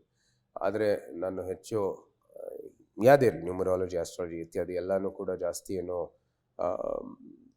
ಕಾಳಜಿ ಇಟ್ಕೊಳ್ದೇನೆ ಹೋಗ್ತೀನಿ. ಯಾಕಂದರೆ ನೋಡಿ, ಏನಾದರೂ ಇದ್ದರೆ ನಮ್ಮ ಮುಂದೆ ಅದು ಹಾಗೇ ಆಗತ್ತೆ. ಆಗದೆ ಇರೋ ಕೆಲಸ ಆಗಲ್ಲ, ಆಗೋ ಕೆಲಸ ಹಾಗೇ ಆಗತ್ತೆ. ಅದೇನು ನಾವು ಏನು ಮಾಡೋಕ್ಕಾಗಲ್ಲ. ಸೊ ಅದನ್ನ ನೀವು ದೇವ್ರಿಗೆ ಬಿಟ್ಟು ನಮ್ಮ ಒಂದು ಶಕ್ತಿ ಮಿತಿಯಲ್ಲಿ ಏನು ಮಾಡಬಹುದು ಅದನ್ನ ಮಾಡೋಕೆ ನಾವು ಪ್ರಯತ್ನ ಮಾಡಬೇಕು. ಎಸ್, ಬಾರದು ಬಪ್ಪದು ತಪ್ಪದು ಅನ್ನೋ ಒಂದು ಮಾತಿದೆ. ಸೊ ಏನು ಬರಬೇಕು ಅವನ ಇಚ್ಛೆ ಬಂದೇ ಬರುತ್ತೆ ಅಂತ. ಸೊ ಇದೆಲ್ಲದರ ಜೊತೆಗೆ ಒಂದು ತಮ್ಮ ಹೆಸರು ಘೋಷಣೆ ಆದಂಥ ಸಂದರ್ಭದಲ್ಲಿ ನಿಮಗೇನು ಅನ್ನಿಸ್ತು ಅಂತ ಕೇಳಿದೆ, ಅತ್ಯಂತ ಸಹಜವಾಗಿ. ಎರಡನೇದೇನು ಅಂತಂದರೆ ಸಿಂಹಾಸನವನ್ನು ಏರುವಂಥ ಸಂದರ್ಭದಲ್ಲಿ ನೀವು ಪ್ರಥಮವಾಗಿ ಸಿಂಹಾಸನವನ್ನು ಏರಿದ್ರಲ್ಲ, ಆ ಸಂದರ್ಭ ಏನು ಅನ್ನಿಸ್ತು ಸರ್? ಇದು ಬೇಕಾದ ಸತಿ ಅನೇಕರು ಕೇಳಿದ್ದಾರೆ, ನೀವು ಕೂಡ ಹಿಂದೆ ಇಂಟರ್ವ್ಯೂಲ್ಲಿ ಕೇಳಿದ್ದೀರಿ. ನಮ್ಮ ಉತ್ತರ ಅದೇನೆ. ನಾವು ಇದು ಏನು ನಮ್ಮ ಭಾವನೆ ಅಥವಾ ಏನು ನಮ್ಮ ಆಲೋಚನೆಗಳಿಗೋ ಆ ಸಂದರ್ಭದಲ್ಲಿ ನಾವು ವಿವರಿಸೋದಕ್ಕೆ ಆಗಲ್ಲ. ಯಾಕೆಂದರೆ ನಾವು ಅತ್ಯಂತ ಒಂದು ವಿನಮ್ರತೆಯಿಂದ ಆ ಒಂದು ಪಾತ್ರವನ್ನು ಮುಂದುವರಿತಾ ಇದ್ದೀವಿ. ಅದಕ್ಕಾಗಿ ನಮ್ಮ ಧ್ಯಾನ ಈ ಎಲ್ಲ ವಿಧಿಗಳು ಸರಿಯಾದ ರೀತಿಯಲ್ಲಿ ಮುಂದುವರಿಲಿ ಅಂತ ನಮ್ಮ ಧ್ಯಾನ ಇರೋದು, ನಮ್ಮ ಫೋಕಸ್ ಇರೋದು ಅದ್ರ ಮೇಲೇನೆ. ಅದಕ್ಕಾಗಿ ನಾವು ಹೆಚ್ಚು ಇದ್ರ ಬಗ್ಗೆ ಏನು ನಮ್ಮ ಭಾವನೆ ಅಥವಾ ಏನೋ ಒಂದು ನಿಮ್ಗೆ ಏನು ಅನ್ಸತ್ತೆ ಅಂತ ಅದ್ರ ಬಗ್ಗೆ ನಾನೇನು ಜಾಸ್ತಿ ಕಾಳಜಿ ತಗೊಳ್ಳೋ. ಯಾಕೆಂದರೆ ಇದು ಒಂದು ಪಾರಂಪರೆ. ಅಲ್ಲಿ ಸಿಂಹಾಸನ ಇರ್ಬೋದು, ದೇವಿಗೆ ನಾವು ಆರಾಧನೆ ಮಾಡುವಂಥ ಸಂದರ್ಭ ಇರ್ಬೋದು, ಎಲ್ಲನೂ ಕೂಡ ಅದು ನನಗೆ ವೈಯಕ್ತಿಕವಾಗಿ ಬಂದಿರೋದಲ್ಲ. ಅದು ನಮ್ಮ ವಂಶದವರು ಮಾಡ್ತಾ ಇರುವಂಥದ್ದು ಒಂದು ಕೆಲಸ. ಅವರ ಮಾರ್ಗದಲ್ಲಿ ನಾನು ಕೂಡ ಹೋಗ್ತಾ ಇರುವಂಥದ್ದು. ಪ್ರಸ್ತುತ ನಮ್ಮ ಕೈಯಲ್ಲಿದೆ ಅದು ಮಾಡುವಂಥದ್ದು, ಆ ಕೆಲಸ, ಆ ಕರ್ತವ್ಯ. ಭವಿಷ್ಯದಲ್ಲಿ ಇನ್ನೊಬ್ಬರು ಬರ್ತಾರೆ. ನಾವು ಆ ಸಮಯದಲ್ಲಿ ಒಂದು ವಿನಮ್ರತೆಯಿಂದ ಇದೆಲ್ಲನೂ ಮಾಡಬೇಕಾಗಿದೆ. ಎಲ್ಲಕ್ಕಿಂತ ಮುಖ್ಯವಾಗಿ ಆ ತಾಯಿ ಒಂದು ಆರಾಧನೆ ಮಾಡುವಂಥ ದೃಷ್ಟಿಯಲ್ಲಿ, ತಾಯಿ ಒಂದು ಗೌರವ ಸಲ್ಲಿಸೋ ದೃಷ್ಟಿಯಲ್ಲಿ, ಚಾಮುಂಡೇಶ್ವರಿಗೆ ಗೌರವ ಸಲ್ಲಿಸುವ ದೃಷ್ಟಿಯಲ್ಲಿ, ಮರ್ಯಾದೆ ಕೊಡುವ ದೃಷ್ಟಿಯಲ್ಲಿ ಕೆಲಸವನ್ನು ಮಾಡಬೇಕಾಗಿರೋದು ಅತ್ಯವಶ್ಯ. ಓಕೆ ಓಕೆ ತಾವು ಬಹಳಷ್ಟು ಸಂದರ್ಭಗಳಲ್ಲಿ ರಾಜಮಾತೆಯವರ ಬಗ್ಗೆ ಪ್ರಸ್ತಾಪ ಮಾಡಿದರೆ, ನಿಮ್ಮ ಹೆಸರಿನಿಂದ ಹಿಡಿದು ಪ್ರತಿಯೊಂದು ಕೂಡ ರೀತಿ ರಿವಾಜುಗಳನ್ನು ಯಾವ ರೀತಿ ಫಾಲೋ ಮಾಡಬೇಕು ಅದೆಲ್ಲವನ್ನು ಕೂಡ ರಾಜಮಾತೆ ನಮಗೆ ಹೇಳಿಕೊಟ್ರು. ಈಗಲೂ ಕೂಡ ನಮಗೆ ಮಾರ್ಗದರ್ಶನ ಮಾಡ್ತಾರೆ ಅಂತ. ಮುಂದೆ ಒಂದಲ್ಲ ಒಂದು ಸಂದರ್ಭದಲ್ಲಿ ನನಗೊಂದು ತುಂಬ ಒಂದು ಆಸೆ ಇದೆ. ಏನು ಅಂತಂದರೆ, ಈ ಮೈಸೂರಿನ ಮಹಾರಾಣಿಯರ ಬಗ್ಗೆನೇ ಒಂದು ಪುಸ್ತಕ ಬರೀಬೇಕು ಅಂತ. ಯಾಕಂದರೆ ಭಾಳ ಅದ್ಭುತವಾದಂಥ ವ್ಯಕ್ತಿತ್ವ ಸರ್. ಕೆಲವು ಸಂದರ್ಭಗಳಲ್ಲಿ ಏನು ಅಂತಂದರೆ, ನಾವು ರಾಜರ ಹೆಸರುಗಳನ್ನ ಹೇಳ್ತೀವಿ, ಆದರೆ ಹಿಂದೆ ಮಹಾರಾಣಿಯವರು ವಹಿಸಿದಂಥ ಪಾತ್ರ ಇದೆಯಲ್ಲ. ಈಗ ಕೃಷ್ಣರಾಜ ಒಡೆಯರು ಇದ್ದಂಥ ಸಂದರ್ಭದಲ್ಲಿ, ಪುಟ್ಟ ಬಾಲಕ ಆಗಿದ್ದಂಥ ಸಂದರ್ಭದಲ್ಲಿ ಎಲ್ಲವನ್ನೂ ಕೂಡ ನಿಭಾಯಿಸಿದಂಥ ಆ ಶಕ್ತಿ, ಆ ತಾಕತ್ತಿದೆಯಲ್ಲ, ಅದು ಸಾಮಾನ್ಯ ಸಂಗತಿ ಅಲ್ಲ. ಸೊ ಮೈಸೂರಿನ ಮಹಾರಾಣಿಯರ ಬಗ್ಗೆ ತಾವೇನು ಹೇಳ್ತೀರಿ? ಬೇಕಾದಷ್ಟು ಸತಿ ಹೇಳಿದ್ದೀನಿ, ನಮ್ಮ ವಂಶದವರು ಇವತ್ತು ಇನ್ನೂ ಯಶಸ್ವಿಯಾಗಿ ಮುಂದುವರಿತಾ ಇದ್ರೆ ಅದು ನಮ್ಮ ಮಹಾರಾಣಿಯವರು, ರಾಜಮಾತೆಯವರಿಂದಾನೇ ಆಗಿರೋದು ಕೆಲಸ. ಮಹಿಳೆಯರಿಂದಾನೇ ನಮ್ಮ ವಂಶದ ಒಂದು ಉದ್ಧಾರ ಆಗಿರೋದು. ಇಲ್ಲ, ವಂಶ ಉಳಿಸಿದ್ದೇ ಮಹಾರಾಣಿ ಲಕ್ಷ್ಮಣಿಯವರು. ಟಿಪ್ಪು ಮತ್ತು ಹೈದರ್ ಆ ಎಲ್ಲ ಏನು ಒತ್ತಡಗಳಿತ್ತು ಅವರಿಬ್ಬರಿಂದ, ಅದೆಲ್ಲನೂ ಎದುರಿಸಿದ್ದು ರಾಣಿ ಲಕ್ಷ್ಮಣಿಯವರು. ಅವ್ರು ಅನುಭವಿಸಿರುವಂಥದ್ದು ಸಂಕಷ್ಟಗಳು ಯಾರು ಮಾಡಿಲ್ಲ. ಕೊನೆಯದಾಗಿ ಟಿಪ್ಪುವನ್ನು ಏನು ಸಂಹಾರ ಮಾಡಿರೋ ಸಮಯದಲ್ಲಿ ಅವರು ಒಂದು ಸಣ್ಣ ಮೈಸೂರು ನಜರ್ಬಾದಲ್ಲಿ ಒಂದು ಗುಡ್ಸ್ಲಲ್ಲಿ ಸಿಕ್ಕಿದ್ದವರು. ಇಡೀ ವಂಶ ಅವ್ರ ಜೊತೆಗಿದ್ರು. ಒಂದು ಗುಡ್ಸ್ಲಲ್ಲಿ ಅವರು ಇಲ್ಲಿ ಮೈಸೂರಲ್ಲಿ ವಾಸ ಆಗಿದ್ರು. ಆ ಸಮಯದಲ್ಲಿ ಬ್ರಿಟಿಷರು ಬಂದು ಅವ್ರಿಗೆ ಭೇಟಿಯಾಗಿ, ಇಲ್ಲ, ಹಿಂದೆ ಇರುವಂಥದ್ದು ಏನು ಟ್ರೀಟಿಗಳಿತ್ತು ಅದರ ಮೇರೆಗೆ ನಾವು ಎಲ್ಲ ಮುಂದುವರಿತೀವಿ, ಅದಕ್ಕೆ ನಾವು ವಿಶ್ವಾಸ, ನಮಗೆ ಗೌರವ ಇದೆ, ಮತ್ತು ನಾವು ಹಿಂದೆ ಟ್ರೀಟಿಯಲ್ಲಿ ಉಲ್ಲೇಖ ಮಾಡಿರುವಂಥದ್ದು ಏನೇನು ಅಂಶಗಳಿದೆ ಅದರ ಮೇರೆಗೆ ನಾವು ಮುಂದುವರಿಯೋದು ಅಂತ ಅವ್ರು ಹೇಳಿ, ಸರಿ ಅಂತ ಹೇಳಿ ಅವರು ವಂಶವನ್ನು ಪುನಃ ಸ್ಥಾಪನೆ ಮಾಡಿದ್ದು ರಾಣಿ ಲಕ್ಷ್ಮಣಿಯವರು. ನಂತರ ಅವರು ಮುಮ್ಮಡಿ ಅವರಿಗೆ ಪ್ರೇರಣೆಯನ್ನು ಕೊಟ್ಟರು. ಯಾವ ರೀತಿ ನೀವು ರಾಜರಾಗಿ ನೀವು ಆಳಬೇಕಾಗಿದೆ. ಇಡೀ ರಾಜ್ಯ 4 ಯುದ್ಧದಿಂದ ಸಂಪೂರ್ಣವಾಗಿ ನಾಶ ಆಗಿದೆ. ರಸ್ತೆಗಳಿಲ್ಲ, ರಸ್ತೆಯಲ್ಲಿ ಮಂಟಪಗಳೇನಿತ್ತು ಪ್ರಯಾಣಿಕರಿಗೆ ಅದು ಇಲ್ಲ, ದೇವಸ್ಥಾನದಲ್ಲಿ ಪೂಜೆ ನಡೀತಾ ಇಲ್ಲ, ಒಂದು ಕಡೆನೂ ಅಭಿವೃದ್ಧಿ ಇಲ್ಲ, ರೈತರಿಗೆ ಅತ್ಯಂತವನ್ನು ಅನನುಕೂಲ ವ್ಯವಸ್ಥೆ ಇದೆ, ಎಲ್ಲನೂ ಕೂಡ ಅನುಕೂಲ ಮಾಡಬೇಕು ನೀವು ಅಂತ ಅವರು ಬರ್ಕೊಡ್ತಾರೆ. ದಾಖಲೆ ಆಗಿರ್ತಕ್ಕಂಥ ಇತಿಹಾಸ ಇದೆ. ಸೊ ಅಷ್ಟೆಲ್ಲ ಸಂಕಷ್ಟಗಳು ಅನುಭವಿಸಿರೋ ನಂತರ ಅವರ ಕಾಳಜಿ ನಮ್ಮ ವಂಶದವ್ರ ಮೇಲಲ್ಲ, ಇಡೀ ರಾಜ್ಯದ ಜನಾಂಗದ ಮೇಲೆ, ರಾಜ್ಯದ ಒಂದು ಜನರ ಮೇಲಿರೋವಂಥದ್ದು. ನಂತರ ಅವ್ರಿಗೆ ಅನ್ಬೋದು, ಅಂದಿನ ಕಾಲದಲ್ಲಿ ಮಹಿಳೆಯರಾಗಿ ಸಹಜವಾಗಿ ಪಾಶ್ಚಾತ್ಯ ದೇಶದಿಂದ ಬರುವಂಥದ್ದು ಎಲ್ಲ ವಸ್ತುಗಳಿರ್ಬೋದು ಅಥವಾ ಏನೇ ಇರಲಿ, ಅದ್ರ ಮೇಲೆ ಒಂದು ನಂಬಿಕೆ ಇರಲ್ಲ ಅವರಿಗೆಲ್ಲ. ಆದರೂ ಸಹ ಆ ಸ್ಮಾಲ್ ಪಾಕ್ಸ್ ಒಂದು ಏನು ಸಾಂಕ್ರಾಮಿಕ ಪರಿಸ್ಥಿತಿ ಇತ್ತು ಅಂದಿನ ಕಾಲದಲ್ಲಿ, ಅದು ಎದುರಿಸೋದಕ್ಕೆ ಏನು ಲಸಿಕೆ ಬಂತು, ಅದನ್ನು ಕೂಡ ಇವರು ಸ್ವಾಗತ ಮಾಡಿ ಅವ್ರದೇ ಆದಂತಹ ಒಂದು ಸೊಸೆ ಮತ್ತೆ ಅವ್ರದೇ ಆದಂತಹ ಒಂದು ಐ ಥಿಂಕ್ ನೀಸೋ ನೆಫ್ಯೂನೋ ಯಾರೋ ಒಬ್ರು ನಿಲ್ಲಿಸಿ, ಒಂದು ದೊಡ್ಡ ಕ್ರೌಡ್ ಮುಂಚೆ ನಿಲ್ಲಿಸಿ ಅವ್ರಿಗೆ ಲಸಿಕೆಯನ್ನು ಹಾಕ್ಸಿದ್ರು. ಏನು ಮಹಿಳೆಯರಿಗೆ ಭಾವನೆಗೆ ಅಥವಾ ಮಹಿಳೆಯರ ಒಂದು ಏನು ಗೌರವ ಇದೆ ಅದು ಉಳಿಸುತ್ತೆ, ಏನೋ ರೀತಿ ಅದೇನೋ ಅನನುಕೂಲ ಆಗಲ್ಲ, ಮತ್ತು ಏನೋ ಭಯ ಪಡುವಂಥದ್ದು ಅವಶ್ಯಕತೆ ಇಲ್ಲ ಅಂತ ಸಮಾಜದಲ್ಲಿ ಅವರು ಒಂದು ನಿರ್ಣಯ ತಗೊಂಡು ಮಾಡಿದ್ರು. ಸೊ ಅಂದಿನ ಕಾಲದ ವ್ಯಾಕ್ಸಿನ್ ಹೆಸಿಟೇಷನ್ಗೆ ಒಂದು ಪಾಶ್ಚಾತ್ಯ ದೇಶದಿಂದ ಏನು ಒಳ್ಳೇದಿದೆ ಅದನ್ನ ಸ್ವೀಕರಿಸಬೇಕು ಅಂತ ಒಂದು ನಿರ್ಣಯ ತಗೊಂಡಿರ್ತಕ್ಕಂಥದ್ದು ಅವರು. ಸೊ ಇಂಥ ರಾಣಿಯವರು ನಮ್ಮ ವಂಶದವರು ಉಳಿಸಿದ್ದು. ಮತ್ತು ಚಾಮರಾಜ ಒಡೆಯರ್ ಅವರ ಇಲ್ಲಿ ಕ್ಷಮಿಸಿ, ಮುಮ್ಮಡಿ ಕೃಷ್ಣಾಜೋಡಿಯರ್ ಅವರ ಇಬ್ಬರು ಪಟ್ಟದರಾಣಿಯವರು, ಲಿಂಗಾಜಮಣ್ಣಿಯವರು, ದೇವಾಜಮಣ್ಣಿಯವರು ಬಹಳಷ್ಟು ಕೊಡುಗೆಗಳು ಕೊಟ್ಟಿದ್ದಾರೆ ಮೈಸೂರು. ಇವತ್ತು ಲಿಂಗಂಬುದ್ದಿ ಕೆರೆ ಅಂತ ಎಲ್ಲರೂ ಹೋಗಿ ನಡೀತಾರೆ. ಅದು ಲಿಂಗಾಜಮಣ್ಣಿಯವರ ಕೊಡುಗೆನೆ. ಆ ಕೆರೆಯನ್ನು ಮಾಡಿಸಿ ನಂತರ ಅಲ್ಲಿ ಪಕ್ಕದಲ್ಲೇ ದೇವಸ್ಥಾನನೂ ಕೂಡ ನಿರ್ಮಾಣ ಮಾಡಿದ್ದಾರೆ. ದೇವಾಜಮಣ್ಣಿ ಅಂತ ದೇವಂಬುದ್ದಿ ಕೆರೆ ಇದೆ, ವರುಣ ಕೆರೆ ಅಂತ ಈಗ ಹೇಳ್ತಾರೆ, ಅದು ಅವ್ರು ಮಾಡಿದ್ದು. ಅಲ್ಲಿ ನಂತರ ದೇವಸ್ಥಾನ ಕೂಡ ಲಿಂಗಾಜಮಣ್ಣಿಯವರು ಶ್ರೀಕಂಠೇಶ್ವರದ ಗೋಪುರನು ಕೂಡ ಅವರೇ ಮಾಡಿಸಿದ್ದು. ಸೊ ಈ ತರ ಅನೇಕ ಪ್ರಕೃತಿಗೆ ಸಂಬಂಧಪಟ್ಟಿರೋದು ಧಾರ್ಮಿಕ KRS ಕಟ್ಟುವಂತ ವಿಚಾರಕ್ಕೆ ಸಂಬಂಧಪಟ್ಟಂಗೆ ದೊಡ್ಡ ಪಾತ್ರ ಇದೆ. ಹೌದು ಹೌದು, ದೊಡ್ಡ ಪಾತ್ರ ಇದೆ. ಅದೆಲ್ಲ ಸಾಮಾನ್ಯವಾಗಿ ಗೊತ್ತಿರ್ತಕ್ಕಂಥ ಘಟನೆಗಳು. ಅದಕ್ಕಾಗಿ ನಾನು ಉಲ್ಲೇಖ ಮಾಡ್ತಾ ಇಲ್ಲ. ಮತ್ತು ವಾಣಿ ವಿಲಾಸದವ್ರು ಎಲ್ಲರಿಗೂ ಗೊತ್ತಿದೆ. ಇಂಡಿಯನ್ ಇನ್ಸ್ಟಿಟ್ಯೂಟ್ ಆಫ್ ಸೈನ್ಸ್ ಇರ್ಬೋದು, ಮರಾಣೀಸ್ ಕಾಲೇಜ್ ಇರ್ಬೋದು, ಅನೇಕ ಒಂದು ನೀರಾವರಿ ಇರ್ಬೋದು, ಮಹಿಳೆಯರ ಸಬಲೀಕರಣ ಇರ್ಬೋದು, ಎಲ್ಲನೂ ಕೂಡ ಅವ್ರ ಕಾಲದಲ್ಲೇ ಶುರುವಾಗಿದ್ದು. ಮತ್ತು ಅವ್ರ ದೊಡ್ಡ ಕೊಡುಗೆ ಎಲ್ಲ ಮಹಾರಾಣಿಯರದ್ದು ಅಂತ ಹೇಳಿ ಬಹುಶಃ ನಮ್ಮ ತಾಯಿಯವರು ಹೇಳ್ಬೋದು. ಭವಿಷ್ಯದ ಪೀಳಿಗೆಗೆ ಈ ಸಂಸ್ಕೃತಿಯ ಅರಿವು ಇರ್ಬೋದು, ಧರ್ಮದ ಒಂದು ಭಾವನೆ ಇರ್ಬೋದು, ಧಾರ್ಮಿಕ ಆಚರಣೆ ಇರ್ಬೋದು, ಅದೆಲ್ಲನೂ ಕೂಡ ಸರಿಯಾದ ರೀತಿಯಲ್ಲಿ ತಿಳ್ಕೊಡೋ ಅಂಥದ್ದು ಕೆಲಸ ಏನು ಮಾಡಿದ್ದಾರೆ. ಅದಕ್ಕಾಗಿ ಆ ಪರಂಪರೆ ಉಳಿದಿರೋದು. ಇವತ್ತು ನಮ್ಮ ತಾಯಿಯವ್ರು ಇಲ್ಲದೆ ಇದ್ರೆ ಇದೆಲ್ಲಿ ನಮ್ಗೇನು ಇದ್ರ ಬಗ್ಗೆ ಅರಿವು ಎಲ್ಲಿ ಬರ್ತಾ ಇತ್ತು, ಎಲ್ಲಿಂದ? ಸೊ ಅವರಿಂದಾನೇ ಬಂದಿರೋದು. ಅದೇ ರೀತಿ ಈ ಎಲ್ಲ ತಾಯಂದ್ರು ಇದ್ದಾರೆ, ಮಹಿಳೆಯರು ಇದ್ದಾರೆ, ಈ ಮಹಾರಾಣಿಯವರು ಇದ್ದಾರೆ, ಅವರಿಂದಾನೇ ಈ ಒಂದು ಪರಂಪರೆ ಉಳಿದಿದ್ದು. ಯಾಕಂದ್ರೆ ಇದೆಲ್ಲ ಆಧುನಿಕ ಕಾಲದ ಅಥವಾ ಅಂದಿನ ಕಾಲದ ಆಧುನಿಕ ಕಾಲದ ಸೌಲಭ್ಯಗಳು ಅಭಿವೃದ್ಧಿ ಮಾಡೋ ಜೊತೆಗೆ ಆ ಸಾಂಸ್ಕೃತಿಕ ಒಂದು ಏನು ರಕ್ಷಣೆ ಮಾಡಬೇಕಾಗಿದೆ, ಮತ್ತೆ ಅದ್ರ ಬಗ್ಗೆ ಅರಿವು ಮೂಡಿಸೋಂಥದ್ದು ಕೆಲಸ ಏನಿದೆ ಮುಂಬರೋ ಪೀಳಿಗೆಗೆ, ಅದು ಮಹಿಳೆಯರೇ ಮಾಡೋದು. ಯಾವುದೇ ಒಂದು ವಂಶ ಇರಿ, ಯಾವುದೇ ಒಂದು ಮನೆತನ ಇರಿ, ಅದು ಮಹಿಳೆಯರೇ ಮಾಡುವಂಥದ್ದು ಕೆಲಸ. ಅದು ಎಲ್ಲಕ್ಕಿಂತ ಮಹತ್ವವಾದಂಥ ಕೆಲಸ. ಅದು ಆ ಮಹಿಳೆಯರಿಂದಾನೇ ಆಗಿರೋದು ನಮ್ಮ ವಂಶದಲ್ಲಿ. ಅಷ್ಟೊಂದು ಕಟ್ಟುಪಾಡುಗಳಿದ್ದಂಥ ಸಂದರ್ಭದಲ್ಲೂ ಕೂಡ ಆ ಮನಸ್ಥಿತಿ ನೋಡಿ ಹೇಗೆ ಅಂತ. 2015ರಲ್ಲೂ ಏನು ಅಷ್ಟೇ ಇದು ಮೈಸೂರು ಅರಮನೆ ಇರ್ಬೋದು, ಬೆಂಗಳೂರು ಅರಮನೆ ಇರ್ಬೋದು, ಎಲ್ಲ ಸಮಸ್ಯೆಗಳಿರ್ಬೋದು, ಎಲ್ಲನೂ ಕೂಡ ಎದುರಿಸೋ ಜೊತೆಗೆ ಇಲ್ಲ ಬೇರೆ ಒಬ್ರು ನಿಜಕ್ಕೂ ಒಂದು ರಾಜವಂಶಸ್ಥರ ಬಗ್ಗೆ ಎಲ್ಲ ಕುಟುಂಬದ ಒಂದು ಕುಟುಂಬ ಆಗಿರೋ ಕಾರಣಕ್ಕಾಗಿ ಎಲ್ಲರೂ ಒಬ್ರು ಪರಿಚಯ ಇದ್ದೇ ಇದೆ. ಆದರೆ ಪರಿಚಯ ಇದಕ್ಕೂ ಈಗ ಟು ಯುವರ್ ಓನ್ ಸನ್, ನಂದೇ ಮಗ ಆಗಿ ಪರಿಚಯ ಇರೋದು ಬಹಳ ವ್ಯತ್ಯಾಸಗಳಿರುತ್ತೆ. ಎಷ್ಟು ಹತ್ತಿರ ಇರ್ಬೇಕು ಅದಕ್ಕೆ. ಅಷ್ಟೊಂದು ಒಂದು ಸಂಬಂಧ ಇಲ್ಲದೇ ಇರುವಂಥದ್ದು ವ್ಯಕ್ತಿಯಲ್ಲಿ ಅವ್ರನ್ನ ಆಯ್ಕೆ ಮಾಡಿ ಅವ್ರಿಗೆ ದತ್ತು ಸ್ವೀಕಾರ ಮಾಡಿ ಇದೆಲ್ಲ ಅರಿವು ಮೂಡಿಸೋವಂಥದ್ದು ಕೆಲಸ ಇರ್ಬೋದು, ಅವ್ರಿಗೆ ವಿಶ್ವಾಸ ತುಂಬಿಸೋದು ಕೆಲಸ ಇರ್ಬೋದು, ಅದೇನು ಸಣ್ಣ ಕೆಲಸ ಅಲ್ಲ. ಅದನ್ನು ಕೂಡ ಯಶಸ್ವಿಯಾಗಿ ಮಾಡಿದ್ದಾರೆ. ಸೊ ಅದು ನಿಜಕ್ಕೂ ಅದೆಲ್ಲನೂ ಕೂಡ ಆ ಒಂದು ಮಹಿಳೆಯರಿಂದಾನೇ ಆಗಿರ್ತದೆ. ಅಲ್ಲ, ಜೊತೆಗೆ ಈ ಮಹಾರಾಜರ ಕೆಲಸ ಕಾರ್ಯಗಳಿದಾವಲ್ಲ ಸರ್, ಸಾಮಾನ್ಯ ಸಂಗತಿ ಅಲ್ಲ. ನೀವೇನು ಅಂದರೆ ನೀವು ಮೀಸಲಾತಿಯಿಂದ ಹಿಡಿದು ನೀವು ಬಿಸಿಯೂಟ ಯೋಜನೆ ತನಕ, ಜೊತೆಗೆ ಪ್ರಜಾಪ್ರತಿನಿಧಿ ಸಭೆಯ ತನಕ, ಈ ನೀರಾವರಿ ಯೋಜನೆಗಳ ತನಕ, ಶಿಕ್ಷಣದ ತನಕ ಎಲ್ಲದರಲ್ಲೂ ಕೂಡ ಈ ಮಹಾರಾಜರು ಛಾಪತ್ತಿರೋ ರೀತಿ. ಅದಕ್ಕೆ ನಾನು ಈ ಪ್ರಶ್ನೆ ಕೇಳಲೇಬೇಕು. ಏನಂದರೆ ಸರ್ದಾರ್ ಪಟೇಲ್ ಒಂದ್ಸರಿ ಮಹಾರಾಜರ ಬಗ್ಗೆ, ಮೈಸೂರು ಮಹಾರಾಜರ ಬಗ್ಗೆ ಒಂದು ಮಾತನ್ನು ಹೇಳ್ತಾರೆ. ಎಲ್ಲ ಕಡೆಗೂ ಮೈಸೂರು ಮಹಾರಾಜರಂಥ ಮಹಾರಾಜರೇ ಇದು ಬಿಟ್ಟಿದ್ದರೆ ನಮ್ಮ ದೇಶಕ್ಕೆ ಸ್ವತಂತ್ರದ ಅಗತ್ಯ ಇರಲಿಲ್ಲ ಅಂತ.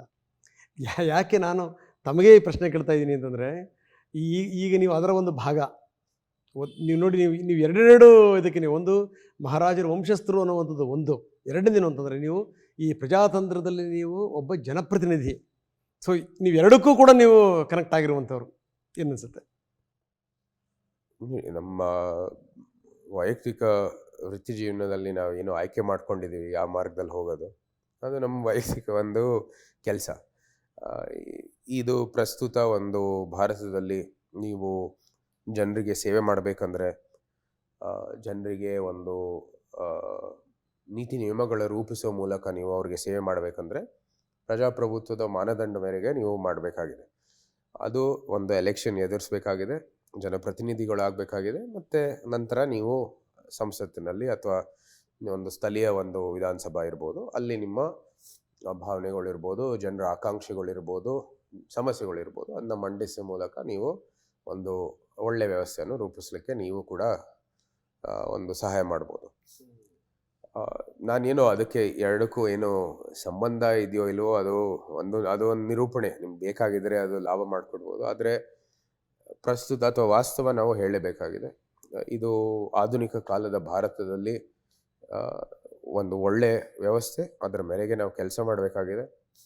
ಹಿಂದೆ ಇದ್ದಿದ್ದು ರಾಜಪ್ರಭುತ್ವದಲ್ಲಿ ನಮ್ಮವರು ಒಳ್ಳೆ ಕೆಲಸ ಮಾಡಿದ್ದಾರೆ, ಅವರು ನಮಗೆ ಸ್ಫೂರ್ತಿ. ಇವತ್ತು ಪ್ರಸ್ತುತ ವ್ಯವಸ್ಥೆಯಲ್ಲಿ ನಾವು ಕೂಡ ಒಳ್ಳೆ ಕೆಲಸ ಮಾಡೋದಕ್ಕೆ ಅವ್ರ ಸ್ಫೂರ್ತಿ.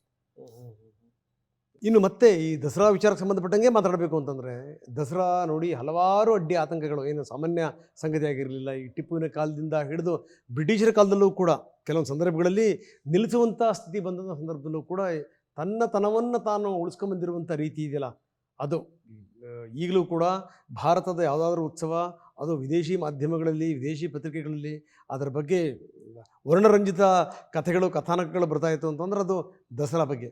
ಸೊ ಅಂಥ ದಸರಾ, ನೀವು ನೋಡಿದಂಥ ದಸರಾ, ಹಿಂದಿನ ಮಹಾರಾಜರ ದಸರಾ, ಈಗಿನ ದಸರಾ ವ್ಯತ್ಯಾಸ ಏನು ಅಂತ? ಸಾರ್ವಜನಿಕವಾಗಿ ಏನು ಪ್ರದರ್ಶನ ಆಗ್ತಾ ಇತ್ತು ಅದು ನಾವು ಮಾಡೋದಿಲ್ಲ, ಅದು ಸರ್ಕಾರ ಮಾಡ್ಕೋತದೆ. ಅವ್ರದ್ದೇ ಆದಂಥ ಒಂದು ರೂಪದಲ್ಲಿ ಮಾಡ್ಕೋತಾರೆ ಅವರು. ಆದರೆ ಎಲ್ಲ ವಿಧಿವಿಧಾನಗಳು 100ಕ್ಕೆ 100 ನಾವೇ ಮಾಡ್ಕೋತೀವಿ. ಏನು ಹಿಂದೆ ಪೂಜೆಗಳು, ವಿಧಿವಿಧಾನಗಳು ಎಲ್ಲ ಮಾಡ್ತಾಯಿದ್ರು, ಅದು ಪಾಡ್ಯದಿಂದ ದಶಮಿವರೆಗೂ ನಾವು ಮಾಡ್ಕೋತೀವಿ. ಹೌದು, ಅಂದಿನ ಕಾಲದಲ್ಲಿ ಅದು ಇನ್ನೂ ದೊಡ್ಡ ಮಟ್ಟದಲ್ಲಿ ಆಚರಣೆ ಆಗ್ತಾಯಿತ್ತು. ಇಡೀ ರಾಜ್ಯವನ್ನು ನಾವೇ ಆಳ್ತಾ ಇರೋ ಕಾರಣಕ್ಕಾಗಿ ಸಹಜವಾಗಿ ಅದು ದೊಡ್ಡ ಮಟ್ಟದಲ್ಲಿ ಆಗಲೇಬೇಕಾಗಿತ್ತು. ಮತ್ತು ಜನರಲ್ಲೂ ಕೂಡ ಅದು ಒಂದು ನಿರೀಕ್ಷೆ ಇತ್ತು. ಆದರೆ ಇವತ್ತು ಪ್ರಸ್ತುತ ಭಾರತದಲ್ಲಿ ಒಂದು ಪ್ರಜಾಪ್ರಭುತ್ವದ ವ್ಯವಸ್ಥೆಯಲ್ಲಿ ಇದು ನಮ್ಮ ಮನೆ ಆಚರಣೆಯಾಗಿ ನಾವು ಅನುಸರಿಸ್ತಾ ಇದ್ದೀವಿ. ಸಹಜವಾಗಿ ಅದು ಹಿಂದೆ ಇಷ್ಟು ದೊಡ್ಡ ಒಂದು ಪಾತ್ರ ಇರೋ ಕಾರಣಕ್ಕಾಗಿ ಒಂದು ಕುತೂಹಲ ಇದ್ದೇ ಇರುತ್ತೆ. ಆದರೆ ಅದು ನಾವು ಆಯುಧ ಪೂಜಾ ದಿನ, ದಶಮಿ ದಿನ ಮತ್ತು ಪಾಡ್ಯ ದಿನವೂ ಕೂಡ ಸ್ವಲ್ಪ ಅದು ಸಾರ್ವಜನಿಕವಾಗಿ ತಮ್ಮೆಲ್ಲ ಮೀಡಿಯಾ ಹೌಸಸ್ ಮೂಲಕ ನಾವು ಒಂದಷ್ಟು ತೋರಿಸ್ಕೋತೀವಿ. ನಮ್ಮ ತಾಯಿಯವರು ತೀರ್ಮಾನ ಮಾಡಿದ್ರೆ ಅದೆಲ್ಲ ತೋರಿಸ್ತಾರೆ ಅವರು. ಅದು ಐ ಥಿಂಕ್ ಪ್ರಸ್ತುತ ಭಾರತಕ್ಕೆ ಅದು ಸೂಕ್ತ. ಆದರೆ ಪೂಜಾ ಒಂದು ದೃಷ್ಟಿಯಲ್ಲಿ ಯಾವುದೇ ಒಂದು ವಿಧಿವಿಧಾನಗಳು ನಾವು ಬಿಟ್ಟಿಲ್ಲ. ಎಲ್ಲ ಇನ್ನೂ ಏನಾದರೂ ದಸರಾದಲ್ಲಿ ಇನ್ನಷ್ಟು ಸಂಗತಿಗಳು ಸೇರಬೇಕು ಅನ್ನುವಂಥದ್ದು ಏನಾದರೂ ಇದೆಯಾ? ಕಾಲಕ್ಕೆ ತಕ್ಕ ಹಾಗೆ? ಇಲ್ಲ ನೋಡಿ, ಇದು ತಾಯಿಯ ಆರಾಧನೆ ಏನು ಇದೆ, ಪೂಜಾ ವಿಧಿವಿಧಾನಗಳು ಏನಿದ್ದಾವೆ, ಮತ್ತು ಆ ಸಂಸ್ಕೃತಿ ಏನಿದೆ, ಆ ಪಾರಂಪರ್ಯ ಏನಿದೆ, ಅದಕ್ಕೆ ಅದು ಕಲ್ಲಲ್ಲೇ ಕೆತ್ತಿರುವಂಥದ್ದು. ಅದು ಇಲ್ಲಿ ಏನು ಬದಲಾವಣೆ ಇರೋಕ್ಕಿಲ್ಲ, ಅದೇನು ಸೇರ್ಸೋಕ್ಕೂ ಆಗಲ್ಲ. ನೀವು ಹೆಚ್ಚು ಕಡಿಮೆ ಅದು ಎಷ್ಟು ದೊಡ್ಡ ಮಟ್ಟದಲ್ಲಿ ಆಚರಣೆ ಮಾಡ್ಬೋದೋ ಅದನ್ನ ನೀವು ಹೆಚ್ಚು ಕಡಿಮೆ ಮಾಡ್ಬೋದು. ಆದರೆ ಏನು ಬರೆದಿದೆ ಅದು ಮಾಡಲೇಬೇಕಾಗಿದೆ. ಸಾರ್ವಜನಿಕವಾಗಿ ನೀವು ಏನು ಬೇಕಾದರೂ ಹೆಚ್ಚು ಕಡಿಮೆ ಮಾಡ್ಬೋದು. ಈಗ ನಾವು ಒಂದು ಉದಾಹರಣೆ ಕೊಡಬೇಕಂದ್ರೆ, ಇವತ್ತು ನಮ್ಮ ಡಿಸೇಬಲ್ಡ್ ಏನು ಮಕ್ಕಳಿದ್ದಾರೆ, ಅವ್ರಿಗೋಸ್ಕರ ಒಂದು ಅವಕಾಶ ಮಾಡಬೇಕಾಗಿದೆ. ಅವರು ಕೂಡ ಬಂದು ಅನುಭವಿಸ್ಲಿ, ಯಾವ ರೀತಿ ಅನುಭವಿಸ್ಬೋದು, ಅವ್ರಿಗೆ ಅನುಕೂಲ ಆಗೋ ರೀತಿಯಲ್ಲಿ ಏನು ಮಾಡ್ಬೋದು ಅಂತ ನಾವು ಯೋಚನೆ ಮಾಡ್ತೀವಿ. ಸೊ ಅವ್ರಿಗೆ ಒಂದು ಸ್ಪೆಷಲ್ ಸ್ಟ್ಯಾಂಡ್ ಮಾಡಿಸಿ ಅವರು ಬಂದು ವಿಶೇಷವಾಗಿ ಇದರಲ್ಲಿ ಪಾತ್ರ ಆಗಲಿ ಅಂತ ನಾವು ಬೇರೆ ಬೇರೆ ಒಂದು ವ್ಯವಸ್ಥೆ ಮಾಡಿಕೊಟ್ಟಿದ್ದೀವಿ. ಮತ್ತು ಇಲ್ಲಿ ದಸರಾ ಟೈಮಲ್ಲಿ ಪೊಲೀಸ್ ಬ್ಯಾಂಡ್ ನೋಡೋದಕ್ಕೆ, ಕೆಲವು ಕಾನ್ಸರ್ಟ್ಗಳು ನೋಡೋದಕ್ಕೆ ಒಂದು ಅವಕಾಶ ಮಾಡಿಕೊಟ್ಟಿದ್ದೀವಿ. ಸೊ ಈ ಥರ ನೀವು ಸಮಾಜಕ್ಕೆ ಒಳ್ಳೆಯದಾಗುವಂಥದ್ದೇನು ಬೆಳವಣಿಗೆಗಳಿದ್ದಾವೆ ಅದನ್ನು ನೀವು ಒಂದು ವೇದಿಕೆ ಮಾಡಿಕೊಡ್ಬೋದು, ಅಲ್ಲಿ ಏನು ಸಮಸ್ಯೆ ಇಲ್ಲ. ಆದರೆ ಪೂಜೆಯ ದೃಷ್ಟಿಯಲ್ಲಿ, ತಾಯಿ ಆರಾಧನೆ ದೃಷ್ಟಿಯಲ್ಲಿ ಅದು ಕೆಲ್ಲಲ್ಲೇ ಕೆತ್ತಿರೋದು, ಅಲ್ಲೇನೂ ವ್ಯತ್ಯಾಸಗಳು ಇರೋದಿಲ್ಲ. ಆದರೆ ಇದು ಆಚೆ ಸಾರ್ವಜನಿಕವಾಗಿ ಏನು ದಸರಾ ನಡೀತಾ ಇದೆ, ಸಾಂಸ್ಕೃತಿಕ ಕಾರ್ಯಕ್ರಮಗಳಿದ್ದಾವೆ, ಅಲ್ಲಿ ನೀವು ಬೇರೆ ಬೇರೆ ವೇದಿಕೆಗಳು ಮಾಡ್ಬೋದು, ಬೇರೆ ಬೇರೆ ಅವಕಾಶಗಳು ಮಾಡಿಕೊಡ್ಬೋದು, ಅಲ್ಲಿ ಏನು ಸಮಸ್ಯೆ ಇಲ್ಲ. ಓಕೆ, ತಾವು ರಾಜಮಾತೆಯ ಬಗ್ಗೆ ಸಾಕಷ್ಟು ಸಂಗತಿಗಳನ್ನು ಮಾತಾಡಿದ್ರಿ. ಮಹಾರಾಣಿಯವರ ಬಗ್ಗೆ ಮಾತಾಡಿಲ್ಲ ತಾವೇನೂ. ಯಾಕಂದರೆ ನೋಡಿ, ಜೈಪುರಕ್ಕೂ ಮೈಸೂರಿಗೂ ಬಹಳ ಒಂದು ನಂಟಿದೆ. ಸೊ ಹಿಂದೆ ಅಲ್ಲಿಯವರು ಇಲ್ಲಿನ ರಾಣಿಯರಾಗಿದ್ದು ಕೂಡ ಇದೆ. ಸೊ ಅಂಥದ್ರಲ್ಲಿ ನಿಮ್ಮ ಜೀವನ ಸಂಗಾತಿ ಜೊತೆಗೆ ಮಹಾರಾಣಿಯವರು ಕೂಡ, ರಿಷಿಕಾ ರಾಣಿಯವರು ಕೂಡ ಒಬ್ಬರು. ಹೇಗೆ ಸರ್ ಆ ಲೆಗೆಸಿ ಈ ಲೆಗೆಸಿ ನೋಡಿದಂಥ ಸಂದರ್ಭದಲ್ಲಿ, ಜೊತೆಗೆ ಏನಂದರೆ ಎಲ್ಲಿಂದಲೋ ಬಂದು ಒಂದಾಗುವಂಥ, ಜೊತೆಗೆ ಇದನ್ನು ಬೆಳೆಸುವಂಥ ಒಂದು ಆ ಮನೋಭಾವನೆ ಇದೆಯಲ್ಲ, ಅದ್ರ ಬಗ್ಗೆ? ಇಲ್ಲ, ಎಲ್ಲಿಂದ ಬಂದರೆ ಅದು ಕೂಡ ಭಾರತೀಯ ಒಂದು ಪಾರಂಪರೆ. ಕರೆಕ್ಟ್, ಭಾರತೀಯ ಪಾರಂಪರೆ ಅಷ್ಟು ದೊಡ್ಡ ಇತಿಹಾಸ ಇದೆ. ಪ್ರಾಚೀನ ಕಾಲದಿಂದ ಇವತ್ತವರೆಗೂ ನಾವೆಲ್ಲರೂ ನಮ್ಮ ಕ್ಷೇತ್ರದಲ್ಲಿ ಇದನ್ನ ರಕ್ಷಣೆ ಮಾಡ್ಕೊಂಡು ಬಂದಿದ್ದೀವಿ. ಅನನ್ಯವಾದಂಥ ಪಾರಂಪರೆಗಳು ಎಲ್ಲ ಕಡೆ ಇದೆ. ದಸರಾ ಆಚರಣೆ ಮೈಸೂರದು ಭಾಳ ಮಹತ್ವವಾದದ್ದು. ಆದರೆ ಅವರ ದಸರಾ ಆಚರಣೆಯೂ ಕೂಡ ಮಹತ್ವವಾದದ್ದು. ಇವತ್ತು ದುರ್ಗಾ ಪೂಜೆನೂ ಕೂಡ ಭಾಳ ಮಹತ್ವವಾದದ್ದು. ಎಲ್ಲನೂ ಕೂಡ ಅದಕ್ಕೆ ಆದಂಥ ಒಂದು ಪ್ರಾಮುಖ್ಯತೆ ಇದೆ. ಮೈಸೂರು ಬಂದಾಗ ಸಹಜವಾಗಿ ನಮ್ಮಲ್ಲಿ ಅಂದರೆ ಸ್ಥಳೀಯರು, ಕರ್ನಾಟಕದವರು ಒಂದು ನಿರೀಕ್ಷೆ ಇದ್ದಿರುತ್ತೆ, ನಮ್ಮ ಪಾರಂಪರೆ ಮೇರೆಗೆ ನೀವು ಮಾಡಬೇಕು ಅಂತ. ಸೊ ಅದು ಅವರು ಯಾವತ್ತೂ ಸಹ ಮಾಡೋದಕ್ಕೆ ಡೇ 1ಇಂದಾನೇ ಸಿದ್ಧ. ಇವತ್ತು ಅವ್ರಿಗೂ ಕೂಡ ಪೂರ್ತಿ ರೂಢಿಯಾಗಿದೆ. ಅವರು ಕೂಡ ಅಲ್ಲ ಪೂಜೆ ಕನ್ನಡ ಎಲ್ಲ ಕನ್ನಡ ಭಾಷೆ ಮಾಡ್ಕೊಂಡು ಬರ್ತಾರೆ. ಚೆನ್ನಾಗಿ ಬರ್ತಾ? ಚೆನ್ನಾಗಿ ಬರುತ್ತೆ ಅದು. ಸಹಜವಾಗಿ ಇಲ್ಲಿ ಸ್ಥಳೀಯರ ಜೊತೆ ನೀವು ಸಂಪರ್ಕ ಮಾಡ್ಬೇಕಂದ್ರೆ ನಿಮ್ ಕೆಲಸ ಮಾಡ್ಕೋಬೇಕಂದ್ರೆ ಕನ್ನಡ ಗೊತ್ತಿಲ್ದೇನೆ ಮಾಡೋಕ್ಕಾಗಲ್ಲ. ಮೈಸೂರಲ್ಲಂತೂ ಅವರು ಮೈಸೂರು ಒಂದೇ ಅಲ್ಲ, ಸುತ್ತಾಡುವಾಗ ನಂಜನಗೂಡು ಇರ್ಬೋದು, ಮೇಲ್ಕೋಟೆ ಇರ್ಬೋದು, ಮಂಡ್ಯ ಇರ್ಬೋದು, ಎಲ್ಲ ಕಡೆ ಅವ್ರಿಗೂ ಕೂಡ ಕೆಲವು ಸಣ್ಣ ಸಣ್ಣ ಕೆಲಸಗಳಿರುತ್ತೆ. ಚನ್ನಪಟ್ಟಣ ಅಲ್ಲಿ ಆಟದ ಸಾಮಾನು ಬಗ್ಗೆನೂ ಕೂಡ ಭಾಳ ಕೆಲಸ ಮಾಡ್ತಾ ಇದ್ದಾರೆ. ಸೊ ಅದಕ್ಕಾಗಿ ಸ್ಥಳೀಯ ಭಾಷೆ ಗೊತ್ತಿರೋದ್ರಿಂದಾನೇ ಅಲ್ಲಿ ಯಶಸ್ವಿ ಆಗಿರೋದು ಅವರು. ಸೊ ಅದಿಲ್ಲದೇನೆ ಅದು ಆಗೋದಿಲ್ಲ. ಮತ್ತು ಕನ್ನಡ ಬೇರೆ ಬೇರೆ ಭಾಷೆ ಕಲಿಯೋದು ಒಂದು ಒಳ್ಳೆ ಅದು ಬೆಳವಣಿಗೆ ಅಂತ ನಾನು ಭಾವಿಸ್ತೀನಿ. ಯಾಕೆಂದರೆ ಒಂದು ಮಾನಸಿಕ ಸಾಮರ್ಥ್ಯವನ್ನು ನೀವು ಹೆಚ್ಚಿಸ್ಬೇಕಂದ್ರೆ, ಕಾಗ್ನಿಟಿವ್ ಅಬಿಲಿಟಿ ಏನಿದೆ ಅದನ್ನು ನೀವು ಹೆಚ್ಚಿಸ್ಬೇಕಂದ್ರೆ ಬೇರೆ ಭಾಷೆಗಳು ಕಲಿಯೋದು ಭಾಳ ದೊಡ್ಡ ಒಂದು ಸಹಾಯ ಆಗುತ್ತೆ ಅದರಲ್ಲಿ. ನಿಜ. ಯುರೋಪ್ನಲ್ಲಿ ಅವ್ರು ಯಾವಾಗಲೂ ಹೇಳ್ತಾರೆ, ಈ ಕೆಲವು ಸಣ್ಣ ಸಣ್ಣ ರಾಜ್ಯಗಳಿದಾವಲ್ಲ ಮಧ್ಯದಲ್ಲಿ, ಲಿಥುವೇನಿಯಾ, ಸ್ವೀಡನ್ ಅಲ್ಲ, ಸ್ವಿಟ್ಜರ್ಲೆಂಡ್ ಎಲ್ಲ, ಅಲ್ಲಿಯ ಸ್ಥಳೀಯರಿಗೆ 4-5 ಭಾಷೆಗಳು ಗೊತ್ತು.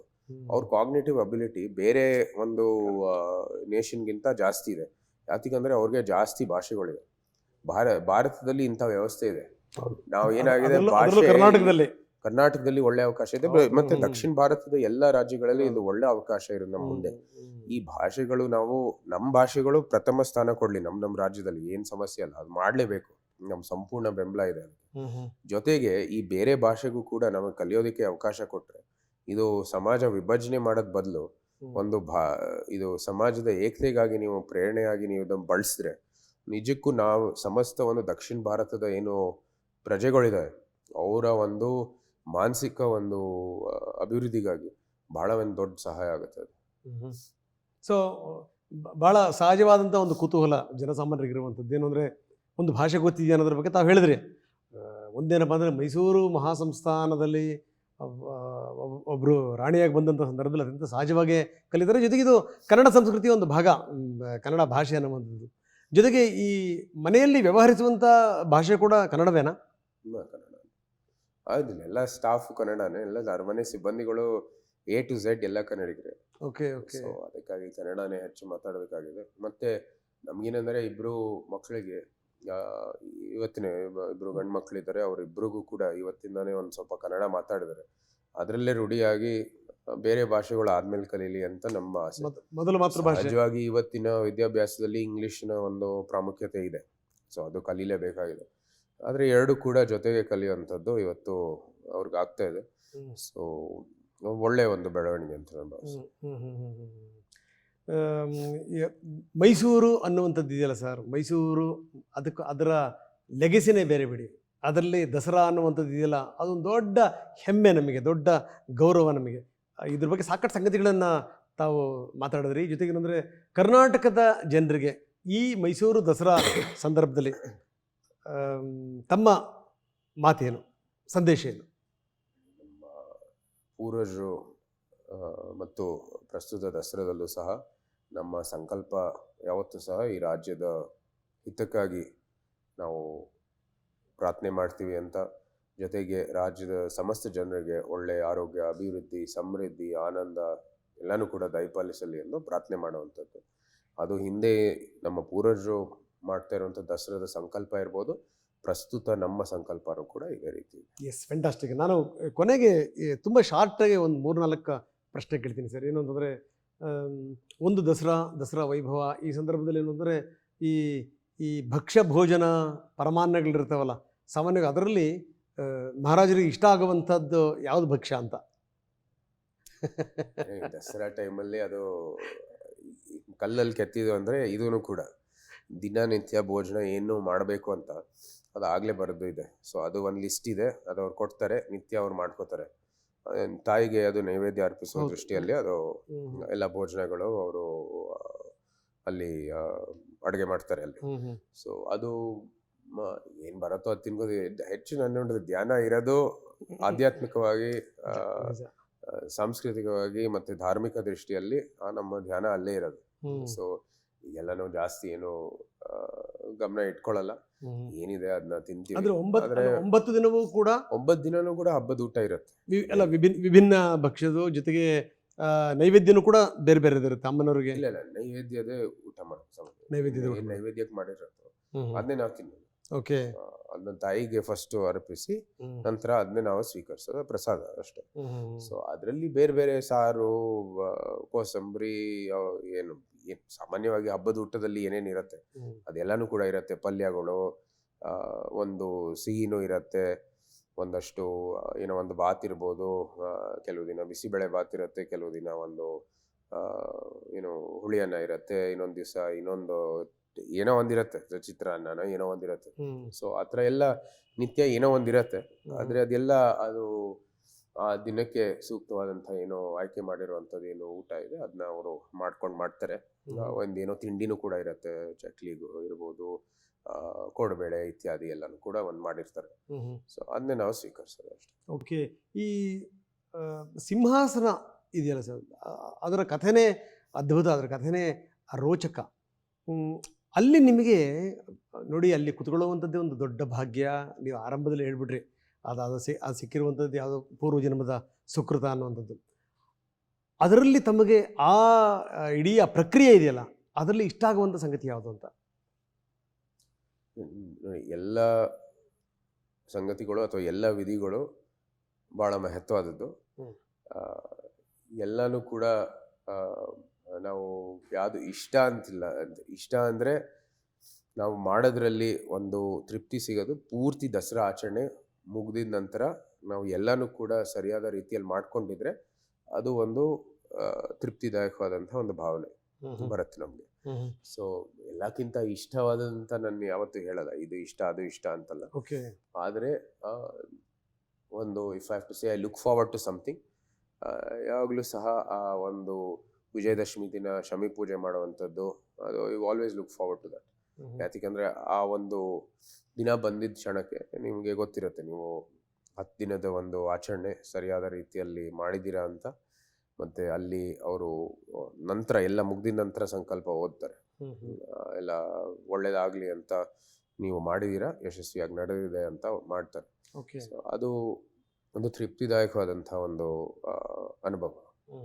ಯಾಕಂದರೆ ಜನಸಾಮಾನ್ಯರಿಗೆ ದಸರಾ ಬಗ್ಗೆ ಇರುವಂಥ ಕುತೂಹಲಗಳಿದಾವಲ್ಲ ಸರ್, ಒಂದೆರಡಲ್ಲ, ನಮಗೆ 10 ಬಾರಿ ಪ್ರಶ್ನೆ ಕೇಳ್ತಾರೆ ಏನಾದರೂ ಹೋದಂಥ ಸಂದರ್ಭದಲ್ಲಿ ಕೇಳಬೇಕು ಅಂತ. ಈಗ ನೋಡಿ, ರಾಜಪೋಷಾಕು, ಈ ರಾಜಪೋಷಾಕು ಅದರ ಮಹತ್ವನೇ ಬೇರೆ ಬಿಡಿ. ಅದರದ್ದು ರಾಜಪೋಷಾಕದು ಹಲವಾರು ಪೋಷಕಗಳಿರ್ತವೆ, ಅದರಲ್ಲಿ ತಮಗೆ ತುಂಬ ಇಷ್ಟವಾಗುವಂಥದ್ದು ಯಾವುದು?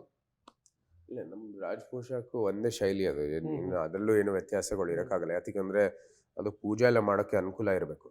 ನಿತ್ಯ ಪೂಜೆ ಮಾಡೋದು ಇದು ನಮ್ಮ ಪಂಚೆ ಮುಕ್ಟ ಹಾಕ್ಕೊಳ್ಳೋದು. ಆದರೆ ದಶಮಿ ಮತ್ತು ನವಮಿ ದಿನ ಮತ್ತು ಪಾಡ್ಯ ದಿನನೂ ಕೂಡ ಇದು ಕಲಶ ಪೂಜೆ ಮತ್ತು ಸಿಂಹಾಸನಾರೋಹಣನೂ ಕೂಡ ಭಾಳ ವಿಸ್ತಾರವಾದದ್ದು. ಸೊ ಅಲ್ಲಿ ನಿಮಗೆ ಒಂದು ರಾಜ ಪೋಷಾಕ ಹಾಕ್ಕೊಂಡು ನಿಮ್ಮ ಎಲ್ಲ ಮೂವ್ಮೆಂಟ್ಸು ಮತ್ತು ಎಲ್ಲ ಇದು ಪೂಜೆಗಳು ಮಾಡೋದಕ್ಕೆ ಅನುಕೂಲ ಆಗಬೇಕಾಗಿದೆ. ಸೊ ಅದು ಆ ಅಂಗ್ರಖಾನೇ ಭಾಳ ಅನುಕೂಲ. ಸೊ ಅದು ಹಿಂದೆ ನಮ್ಮ ಪೂರ್ವಜರು ಕೂಡ ಅದೇ ಹಾಕೋತಾ ಇದ್ರು. ಅದೇ ಶೈಲಿಯಲ್ಲಿ ನಮಗೂ ಕೂಡ ಕೆಲವು ಅಂಗ್ರಖಗಳು ಮಾಡಿದ್ದಾರೆ, ಒಂದು 10-11 ಇದಾವೆ. ಸೊ ಅದೇ ನಾವು ಪ್ರತಿ ವರ್ಷ ಬಳಸೋದು. 10-11ರಲ್ಲಿ ಯಾವುದಾದ್ರು ಒಂದನ ನೀವು ಅದು ಆಯ್ಕೆ ಮಾಡ್ಕೋಬಹುದು, ಯಾವ್ದು ಬೇಕು ನೀವು ಆಯ್ಕೆ ಮಾಡ್ಕೋಬಹುದು. ಅಂದರೆ ಈ ಸಿಂಹಾಸನ ಏರುವಂಥ ಸಂದರ್ಭದಲ್ಲಿ ಅದು ಬೇರೆದಿರುತ್ತಾ? ಆ ಥರ ಏನಿಲ್ಲ, ನಿಮ್ಗೆ ಯಾವ್ದು ಇಷ್ಟ ನೀವು ಹಾಕೋಬಹುದು. ಜೊತೆಗೆ ಈ ಮಹಾರಾಜರು ಅಂದ ತಕ್ಷಣವೇ ಕಣ್ಣು ಮನಸ್ಸು ಸೆಳೆಯುವಂಥದ್ದು ಅಂತಂದರೆ ಆ ವಜ್ರ ವೈಡೂರ್ಯ ಒಡವೆಗಳು, ಕಂಠಿಹಾರಗಳು, ಜೊತೆಗೆ ಕಿರೀಟದ ತನಕ, ಅಂದರೆ ಕಿರೀಟವೇ ಆಗಬೇಕು ಅಂತಲ್ಲ, ಅಲ್ಲಿ ಹಾಕಿರುವಂಥ ಅಮೂಲ್ಯವಾದಂಥ ಮಣಿಗಳು. ನಾನು ಒಂದು ಅತ್ಯಂತ ಸಹಜವಾದ ಪ್ರಶ್ನೆ ಕೇಳ್ತಾ ಇದ್ದೀನಿ, ಇದು ಜನಸಾಮಾನ್ಯರ ಪ್ರಶ್ನೆ, ಭಾಳ ಕುತೂಹಲದ ಪ್ರಶ್ನೆ. ಯಾವುದನ್ನು ಧರಿಸಿದಂಥ ಸಂದರ್ಭದಲ್ಲಿ, ಅದು ಉಂಗುರ ಆಗಿರ್ಬೋದು ಅಥವಾ ಕಂಠಿಹಾರ ಆಗಿರ್ಬೋದು, ಅಂಥ ಸಂದರ್ಭದಲ್ಲಿ ಯಾವುದು ತಮಗೆ ಬಹಳ ಇಷ್ಟ? ನೋಡಿ, ಜಾಸ್ತಿ ನಾನು ಇದೆ ಒಂದು ಸಂಘರ್ಷಕ್ಕೆ ಕಾರಣ ಅಂದರೆ ನಾನು ಜಾಸ್ತಿ ಬೇಡ, ನನಗೆ ಜಾಸ್ತಿ ಹಾಕೊಳ್ಳೋದು ಬೇಡ ಅಂತ ಇಲ್ಲ, ಅದು ಒಂದು ಸ್ವಲ್ಪ ಜಾಸ್ತಿ ಹಾಕೊಂಡ್ರೆ ಒಳ್ಳೇದು ಅಂತ ಹೇಳೋದು. ಆದರೆ ಅದು ಬ್ಯಾಲೆನ್ಸ್ ಮಾಡ್ಕೋಬೇಕು ಅಷ್ಟೇ, ಒಂದು ಸಮತೋಲನ. ನೋಡಿ, ಇಷ್ಟ ಅಂತಲ್ಲ, ಕೆಲವು ನನಗೆ ಜಾಸ್ತಿ ಒಂದು ಪೂರ್ವಜರ ಒಂದು ಏನೋ ಬಂದಿರುವಂಥದ್ದು ಏನು ಕೆಲವು ಇದ್ದಾರೆ, ಅದೇ ಹಾಕೊಳ್ಳೋದು ಇಷ್ಟ ನನಗೆ. ಆಧುನಿಕ ಕಾಲದ ಏನು ಹಾಕೊಳ್ಳೋದು ಜಾಸ್ತಿ ಇಷ್ಟ ಇಲ್ಲ ನನಗೆ. ಆದರೆ ನಿಮ್ಗೆ ಅದು ವೈಯಕ್ತಿಕ ಅಷ್ಟೇ, ಏನು ನನಗೇನು ಆ ಥರ ಭಾಳ ಯೋಚನೆ ಮಾಡಲ್ಲ. ನಮ್ಮ ತಾಯಿಯವ್ರು ಕೊಡ್ತಾರೆ, ಅದು ಹಾಕೋತೀನಿ ಅಷ್ಟೇ. ಹೌದಾ? ಜಾಸ್ತಿ ಏನು ಯೋಚನೆ ಮಾಡಲ್ಲ. ಅದರ ಹಿಂದಿಂದ ಅದು ಎಲ್ಲಿಂದ ಬಂತು, ಏನು ಎತ್ತ, ಅದೆಲ್ಲದ್ರ ಬಗ್ಗೆ ಏನಾದರೂ ವಿಚಾರಿಸಿತಾವ? ಕುತೂಹಲ ನಾನೇನು ಜಾಸ್ತಿ ಅವ್ರ ತಾಯಿಯವ್ರು ಹೇಳಿರ್ಬೋದು ಇಲ್ಲಿ ಅಲ್ಲಿ ಇದು ಇವ್ರದ್ದು ಅದು ಅವ್ರದ್ದು ಅಂತ. ಹ್ಮ್. ಅದು ಬಿಟ್ಟರೆ ನಾನೇನು ಜಾಸ್ತಿ ಅದ್ರ ಬಗ್ಗೆ ಏನು ಗಮನ ಹರಿಸಿಲ್ಲ. ಓಕೆ. ಈ ಒಡವೆಗಳೆಲ್ಲನೂ ನಮ್ಮ ತಾಯಿಯವ್ರು ಆಯ್ಕೆ ಮಾಡ್ತಾರೆ. ಅದು ರೆಡಿ ಆಗುವಾಗ ಅವ್ರು ಕಳ್ಸಿರ್ತಾರೆ, ಅದು ಹಾಕೊಂಡು ಹೋಗೋದಷ್ಟೇ. ಈ ಪಟ್ಟದಾನೆ, ಕುದುರೆ ಮತ್ತು ಹಸು ಈ ರೀತಿ ಬೇರೆ ಬೇರೆ ಪ್ರಾಣಿಗಳನ್ನು, ಜೀವಿಗಳನ್ನು ಪೂಜೆ ಮಾಡ್ತೀವಿ ಆ ಸಂದರ್ಭದಲ್ಲಿ. ತಮಗೆ ಇಷ್ಟವಾಗಿರೋಂಥದ್ದು ಯಾವುದು ಸರ್? ಎಲ್ಲ ಪ್ರಾಣಿಗಳು ಇಷ್ಟ ನನಗೆ. ಯಾವುದೇ ಎಲ್ಲ ಪ್ರಾಣಿಗಳು ಅಷ್ಟೇ ಮಹತ್ವವಾದದ್ದು. ಯಾವ ಪ್ರಾಣಿನೂ ಕೂಡ ಬೇರೆ ಪ್ರಾಣಿಗಿಂತ ಕೀಳು ಮೇಲು ಅನ್ನುವಂಥದ್ದು ಇಲ್ವೇ ಇಲ್ಲ. ಕೀಳು ಮೇಳು ಏನಿಲ್ಲ. ಓಕೆ. ಅರಮನೆಯ ಸುತ್ತಮುತ್ತ ಹಲವಾರು ದೇವಸ್ಥಾನಗಳಿದೆ. ಆ ಸಂದರ್ಭದಲ್ಲಿ ಅದೊಂದು ರೂಢಿ, ಅದೊಂದು ರಾಜ ಪರಂಪರೆ. ಎಲ್ಲ ದೇವಸ್ಥಾನಗಳಿಗೆ ಹೋಗಿ ವಿಶೇಷ ಪೂಜೆ ಸಲ್ಲಿಸುವಂಥದ್ದು. ಅರಮನೆಯ ಸುತ್ತಮುತ್ತ ಇರುವಂಥ ದೇವಾಲಯಗಳಲ್ಲಿ ತಮಗಿಷ್ಟವಾಗಿರುವಂಥ ದೇವಾಲಯ? ನನಗೆ ಎಲ್ಲನೂ ಕೂಡ ಪರಮಾತ್ಮನ ಒಂದು ಸ್ವರೂಪ. ಯಾವುದೋ ಒಂದು ಇಷ್ಟ ಇಲ್ಲ ಅಂತಿಲ್ಲ. ಎಲ್ಲದೂ ಕೂಡ ಒಂದು ಅನನ್ಯವಾದಂಥ ಒಂದು ಏನು ಪರಂಪರೆ ಇದೆ. ಎಲ್ಲಕ್ಕೂ ಕೂಡ ಭಾಳ ಒಂದು ದೊಡ್ಡ ಇತಿಹಾಸ ಇದೆ. ನೀವು ಇವತ್ತು ಗಾಯತ್ರಿ ಅಥವಾ ಭುವನೇಶ್ವರಿ ನಮ್ಮ ತಾತನವ್ರ ಕಾಲದಲ್ಲಿ ನಿರ್ಮಾಣ ಆಗಿರ್ತಕ್ಕಂಥದ್ದು. ಶಿಲ್ಪಿ ಸಿದ್ಧಲಿಂಗ ಸ್ವಾಮೀಜಿ ಅವರು ಆ 2 ವಿಗ್ರಹಗಳು ಕೆತ್ತಿರೋದು ಅದೇ ಪರಂಪರೆಯಲ್ಲಿ. ಇವತ್ತು ಅರುಣ್ ಯೋಗಿರಾಜ್ ಬಂದಿರೋದು ನಮ್ಮ ರಾಮ ಅಲ್ಲಲ್ಲ, ಬಾಲರಾಮನವನ್ನು ಕೆತ್ತಿರುವಂಥದ್ದು ವ್ಯಕ್ತಿ. ಸೊ ಅದು ವಿಶೇಷವಾಗಿ ನೀವು ಆ ಬಾಲರಾಮನ ಒಂದು ವಿಗ್ರಹ ಅಲ್ಲಿ ನೋಡುವಾಗ ಎಲ್ಲಿ ಮೂಲ ಅಂತ ಬಂದು ಹೇಳ್ಬೇಕಂದ್ರೆ ನಮ್ಮ ಅರಮನೆ ಗಾಯತ್ರಿ ಅಥವಾ ಭುವನೇಶ್ವರಿಗೆ ಬಂದು ನೀವು ನೋಡ್ಬೋದು. ಅಥವಾ ಅಲ್ಲಿ ಏನು ರಾಮಾನುಜ ರಸ್ತೆಯಲ್ಲಿರುವಂಥದ್ದು ಕಾಮೇಶ್ವರಿ ದೇವಸ್ಥಾನ ಇರ್ಬೋದು, ಅಲ್ಲಿ ನೀವು ನೋಡ್ಬೋದು ಅವ್ರು ಯಾವ ಪರಂಪರೆಯಿಂದ ಬಂದಿರುವಂಥದ್ದು ವ್ಯಕ್ತಿಯವರು ಅಂತ. ಇಲ್ಲ ಅಂದರೆ ನೀವು ಶ್ವೇತವರ ಸ್ವಾಮಿ ದೇವಸ್ಥಾನಕ್ಕೆ ಬರ್ಬೋದು. ಅಲ್ಲಿ ಮೂಲತಃ ತಮಿಳ್ನಾಡಲ್ಲಿರುವಂಥ ದೇವಸ್ಥಾನ. ಅಲ್ಲಿಂದ ಶ್ರೀರಂಗಪಟ್ಟಣಕ್ಕೆ ಸ್ಥಳಾಂತರ ಮಾಡಿ ನಂತರ ಟಿಪ್ಪು ಎಲ್ಲ ಅದನ್ನ ಕೆಡವಿದ ನಂತರ ಅದನ್ನ ಶ್ರೀರಂಗಪಟ್ಟಣದಿಂದ ಮೈಸೂರಿಗೆ ಸ್ಥಳಾಂತರ ಮಾಡಿ. ಅಥವಾ ಪ್ರಸನ್ನ ಕೃಷ್ಣಕ್ಕೆ ಬರ್ಬೋದು. ಅದು ಮುಮ್ಮಡಿಯವ್ರ ಕಾಲದಲ್ಲಿ ನಿರ್ಮಾಣ ಆಗಿರುವಂಥ ದೇವಸ್ಥಾನ. ಅಲ್ಲಿ ನೀವು ಒಳಗೆ ಹೋದರೆ ನೀವು ನೋಡ್ಬೋದು, ಯಾವಾಗಲೂ ಅಂತಾರೆ ಬ್ರಿಟಿಷರು ಜೊತೆಗೆ ನಾವು ಮಾಡಿರೋದು. ನೀವು ಬ್ರಿಟಿಷರು ಯಾವ ರೀತಿ ನಾವು ಯಾವ ದೃಷ್ಟಿಕೋನದಿಂದ ನೋಡ್ತಾ ಇದೀವಿ ಅಂತ ಅಲ್ಲಿ ನೋಡ್ಬೋದು.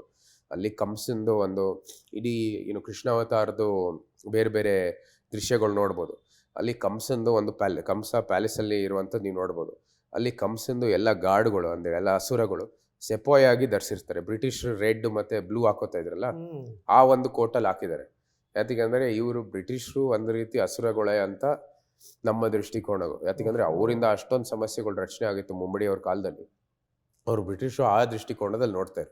ಸೊ ಆವಾಗ ಅವರು ಯಾವ ರೀತಿ ತಮ್ಮ ವಿರೋಧವನ್ನು ವ್ಯಕ್ತಪಡಿಸ್ಬೋದು ಅಂದರೆ ಆ ದೃಶ್ಯದಲ್ಲಿ ನೀವು ನೋಡ್ಬೋದು. ನಂತರ ಎಲ್ಲಕ್ಕಿಂತ ಪ್ರಾಚೀನವಾದಂಥ ದೇವಸ್ಥಾನ ಅಲ್ಲೇ ಲಕ್ಷ್ಮೀ ನರಸಿಂಹಸ್ವಾಮಿ ಇದೆ. ಅಲ್ಲಿ ಈ ಇಡೀ ಮೈಸೂರನ್ನು ನಾಶ ಆಗಿರೋ ಸಮಯದಲ್ಲಿ, ಎಲ್ಲೂ ಒಂದು ಮಂಟಪ ಇಲ್ಲದೆ ಇರೋ ಸಮಯದಲ್ಲಿ ಮುಮ್ಮಡಿ ಅವರಿಗೆ ಆ ಒಂದು ಸಣ್ಣ ಮಂಟಪ ನಿರ್ಮಾಣ ಮಾಡಿ ಅಲ್ಲಿ ಪಟ್ಟಾಭಿಷೇಕ ಮಾಡುವಂಥದ್ದು ನೋಡ್ಬೋದು. ಅದೇ ದೇವಸ್ಥಾನದಲ್ಲಿ ರಾಜ ಒಡೆಯರಿಗೆ ಯಾರೋ ಒಬ್ಬರು ಬೇರೆ ರಾಜರು ಒಂದು ವಿಷ ಕಳಿಸಿರ್ತಾರೆ ತೀರ್ಥದಲ್ಲಿ. ಸೊ ಆವಾಗ ಅಲ್ಲಿ ಆರಾಧನೆ ಮಾಡುವಂಥದ್ದು ಪುರೋಹಿತರು ತೀರ್ಥ ಕೊಡುವಾಗ ಅವರು ಕೈ ಒಂದು ಸ್ವಲ್ಪ ಇದು ನಡುಗತ್ತೆ. ಸೊ ಅದಕ್ಕಾಗಿ ಅವರು ಆ ವಿಷ ಕೊಡುವಾಗ ಅವ್ರು ಹೇಳ್ತಾರೆ, ಇಲ್ಲ ಇದು ತೀರ್ಥ ಅಲ್ಲ, ಇದು ವಿಷ. ಅವ್ರು ನಂಗೆ ಮಾಡಿಸಿದ್ದಾರೆ, ಫೋರ್ಸ್ ಮಾಡಿಸಿದ್ದಾರೆ, ಕೊಡಲೇಬೇಕು. ರಾಜ ಒಡೆಯವ್ರು ಕೇಳ್ತಾರೆ, ಇದು ವಿಷ ಕೊಡ್ತಾ ಇದ್ದೀರಾ ತೀರ್ಥ ಕೊಡ್ತಾ ಇದ್ದೀರಿ? ಇಲ್ಲ, ನಾನು ತೀರ್ಥ ಕೊಡ್ತಾ ಇದ್ದೀನಿ. ಅದಕ್ಕಾಗಿ ತಗೋತಾರೆ. ಆ ವಿಷ ಕೆಳಗೆ ಹೊಟ್ಟು ಹೋಗುತ್ತೆ, ತೀರ್ಥ ಮೇಲೆ ಇರುತ್ತೆ. ಸೊ ವಿಷ ಸುಮ್ಮನೆ ಹೋಗುತ್ತೆ ಹಿಂದೆ. ನಾವು ಯಾಕೋ ಕುಡ್ದ ಮೇಲೆ ಇಲ್ಲಿ ಹಾಕೋತೀವಲ್ಲ ತಲೆ ಮೇಲೆ, ಶಿಖದ ಮೇಲೆ. ಸೊ ಅದಕ್ಕಾಗಿ ಅಲ್ಲಿಗೆ ಹೊಟ್ಟು ಹೋಗುತ್ತೆ ಅದು. ಸೊ ಅದಕ್ಕಾಗಿ ಅವರು ಬದುಕುತ್ತಾರೆ. ಮತ್ತು ಆ ರಾಜ್ಯದ ಮೇಲೆ ಅವರು ಏನು ಕ್ರಮ ತಗೋಬೇಕಾಗತ್ತೆ ತಗೋತಾರಲ್ಲಿ. ಸೊ ಇಂಥ ಇತಿಹಾಸಗಳು ಈ ದೇವಸ್ಥಾನದಲ್ಲಿದೆ. ತ್ರಿನೇಶ್ವರ ಸ್ವಾಮಿ ಇದೆ, ಕೋಡಿ ಕಾಲಭೈರವೇಶ್ವರ ಇದೆ, ಕೋಡಿ ಸೋಮೇಶ್ವರ ದೇವಸ್ಥಾನ ಇದೆ. ಇದರ ಅನನ್ಯ ದೇವಸ್ಥಾನಗಳಿದೆ ಪ್ಯಾಲೇಸಲ್ಲಿ. ಕೋಟೆ ವಿನಾಯಕ ಇದೆ, ಕೋಟೆ ಆಂಜನೇಯ ಸ್ವಾಮಿ ಇದೆ. ಆಂಜನೇಯ ಸ್ವಾಮಿಗೆ ಬರೀ ಹಿಂದೂಗಳಲ್ಲ, ಮುಸ್ಲಿಮರು ಬರ್ತಾರೆ ಅಲ್ಲಿ ಯಂತ್ರ ಕಟ್ಟೋದಕ್ಕೆ. ಮುಸ್ಲಿಮ್ರ ಲೈನ್ ಕೆಲವು ದಿನ ನಮ್ಮ ಹಿಂದೂಗಳ ಲೈನ್ಗಿಂತಾನೇ ಜಾಸ್ತಿ ಇರುತ್ತೆ ಅಲ್ಲಿ. ಸೊ ಇಂಥ ದೇವಸ್ಥಾನಗಳು ಪ್ಯಾಲೇಸಲ್ಲಿ ಇದ್ದಾವೆ. ನೀವು ಬಂದು ಎಲ್ಲನೂ ಕೂಡ ಜೊತೆಗೆ ನೋಡುವಂಥದ್ದು. ಬರೀ ಟೆಂಪಲ್ ಟೂರ್ಗೋಸ್ಕರ ಬಂದರೆ ನಿಮಗೆ ಒಂದು ಒಳ್ಳೆ ಅನುಭವ ಆಗುತ್ತೆ ಪ್ಯಾಲೇಸಲ್ಲಿ. S fantastic. ನನ್ನ ಕೊನೆಯ ಪ್ರಶ್ನೆ ಸರ್, ವೆರಿ ಇಂಪಾರ್ಟೆಂಟ್ ಪ್ರಶ್ನೆ. ನನ್ನ ಮನಸ್ಸಿಗೆ ತುಂಬ ಬಂದಿರುವಂಥ ಪ್ರಶ್ನೆ ಇದೇನು ಅಂದರೆ, ಈ 10 ದಿನದ ಕೈಂಕರ್ಯಗಳಿದಾವಲ್ಲ, ಅದನ್ನು ಭಾಳ ರೀತಿಯಲ್ಲಿ ಅದನ್ನು ಸ್ವೀಕಾರ ಮಾಡಿರ್ತಾರೆ. ತುಂಬ ಜನ ಉಪವಾಸ ಮಾಡ್ತಾರೆ. ಈಗ ನಾನು ಒಂದು 15 ವರ್ಷದಿಂದ ನಾನು ಫಾಲೋ ಮಾಡ್ತಾ ಇದ್ದೀನಿ. ಒಂದು 15 ವರ್ಷದಿಂದ ಉಪವಾಸನ.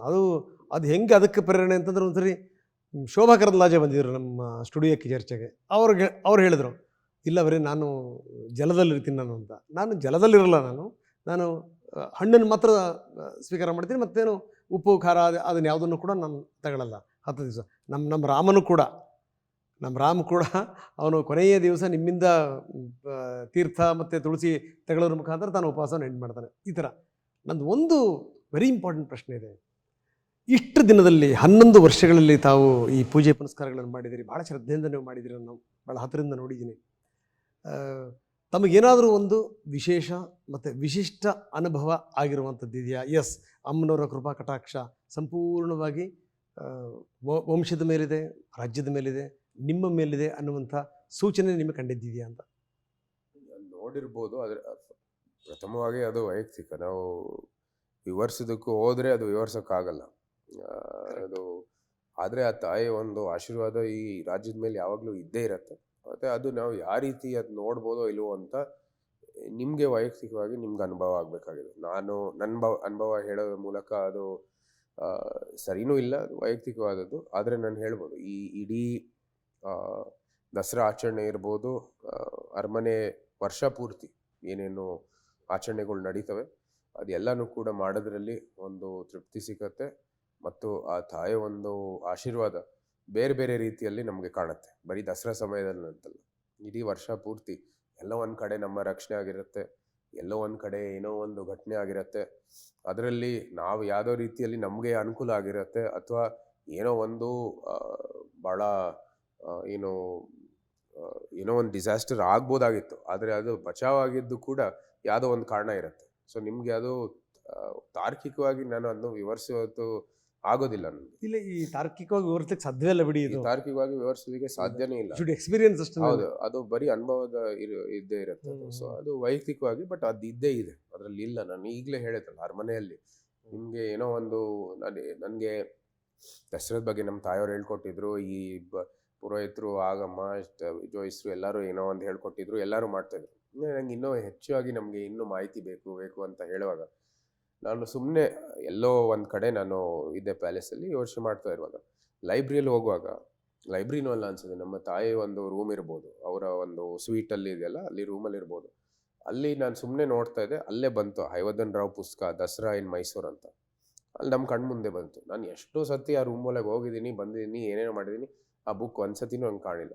ಆದರೆ ಆ ಒಂದು ಕ್ಷಣದಲ್ಲಿ ನನಗೆ ಸಿಕ್ತು.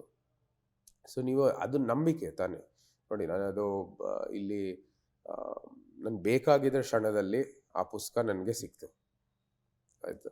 ಸೊ ಅದು ನಾನು ಹೇಳ್ತೀನಿ, ಅರಮನೆಯಲ್ಲಿ ಸ್ವಾಭಾವಿಕವಾಗಿ ಇದೆಲ್ಲ ನಿಮಗೆ ಬರುತ್ತೆ. ನಾವೇನು ಹೇಳೋದು, ಅದು ಏನು ಅದ್ರ ಹಿಂದೆ ಏನು ಶಕ್ತಿ ಇದೆ, ಇದು ಸರ್ಕಮ್ಸ್ಟ್ಯಾನ್ಸಾ ಅಥವಾ ಇದು ನಿಜಕ್ಕೂ ಒಂದು ತಾಯಿಯ ಒಂದು ಆಶೀರ್ವಾದನ ಇಲ್ವಾನ, ಅದು ನಿಮಗೆ ಬಿಟ್ಟಿರೋದು. ನಾನು ಹೇಳೋದು ಸ್ವಾಭಾವಿಕವಾಗಿ ಬರೀ ಅರಮನೆ ಅಲ್ಲ, ಇಡೀ ಹಿಂದೂ ಧರ್ಮದಲ್ಲಿ, ನಮ್ಮ ಭಾರತೀಯ ಒಂದು ಪಾರಂಪರೆಯಲ್ಲಿ ನಮಗೆ ಬೇಕಾಗಿರೋದು ಎಲ್ಲ ಅನುಕೂಲ ಆಗುತ್ತೆ. ಒಳ್ಳೆಯ ರೀತಿಯಲ್ಲಿ ನಡ್ಕೊಂಡ್ರೆ ಅದೆಲ್ಲ ಅನುಕೂಲ ಆಗುತ್ತೆ. ಸೊ ಹೇಳ್ಕೊಳಕ್ಕಾಗಿದ್ರು ಕೂಡ ಇಂಥ ಹಲವಾರು ಅನುಭವಗಳು ತಮಗೂ ಕೂಡ ಆಗಿದೆ ಅಂತ. ಹೌದು. Yes, thank you very much ಮಹಾರಾಜರೇ. ತಾವು ತಮ್ಮ ಬಿಡುವಿಲ್ಲದ ಸಂದರ್ಭದಲ್ಲೂ ಕೂಡ, ಇದು ದಸರಾ ಸಂದರ್ಭ ತುಂಬ ಬ್ಯುಸಿ ಇರ್ತೀರಿ ನೀವು, ಜೊತೆಗೆ ಜನಪ್ರತಿನಿಧಿ ಬೇರೆ, ಇದೆಲ್ಲದರ ನಡುವೆ ಕೂಡ ಟಿವಿ ನನಗೆ ತಾವು ಸಮಯ ಕೊಟ್ರಿ. ಧನ್ಯವಾದ. Thank you very much. ಇದು ರಾಜ್ಯ ದಸರಾ ವಿಶೇಷ. ನಿರಂತರ ಸುದ್ದಿಗಾಗಿ ನೋಡ್ತಾ ಇರಿ ಟಿವಿ.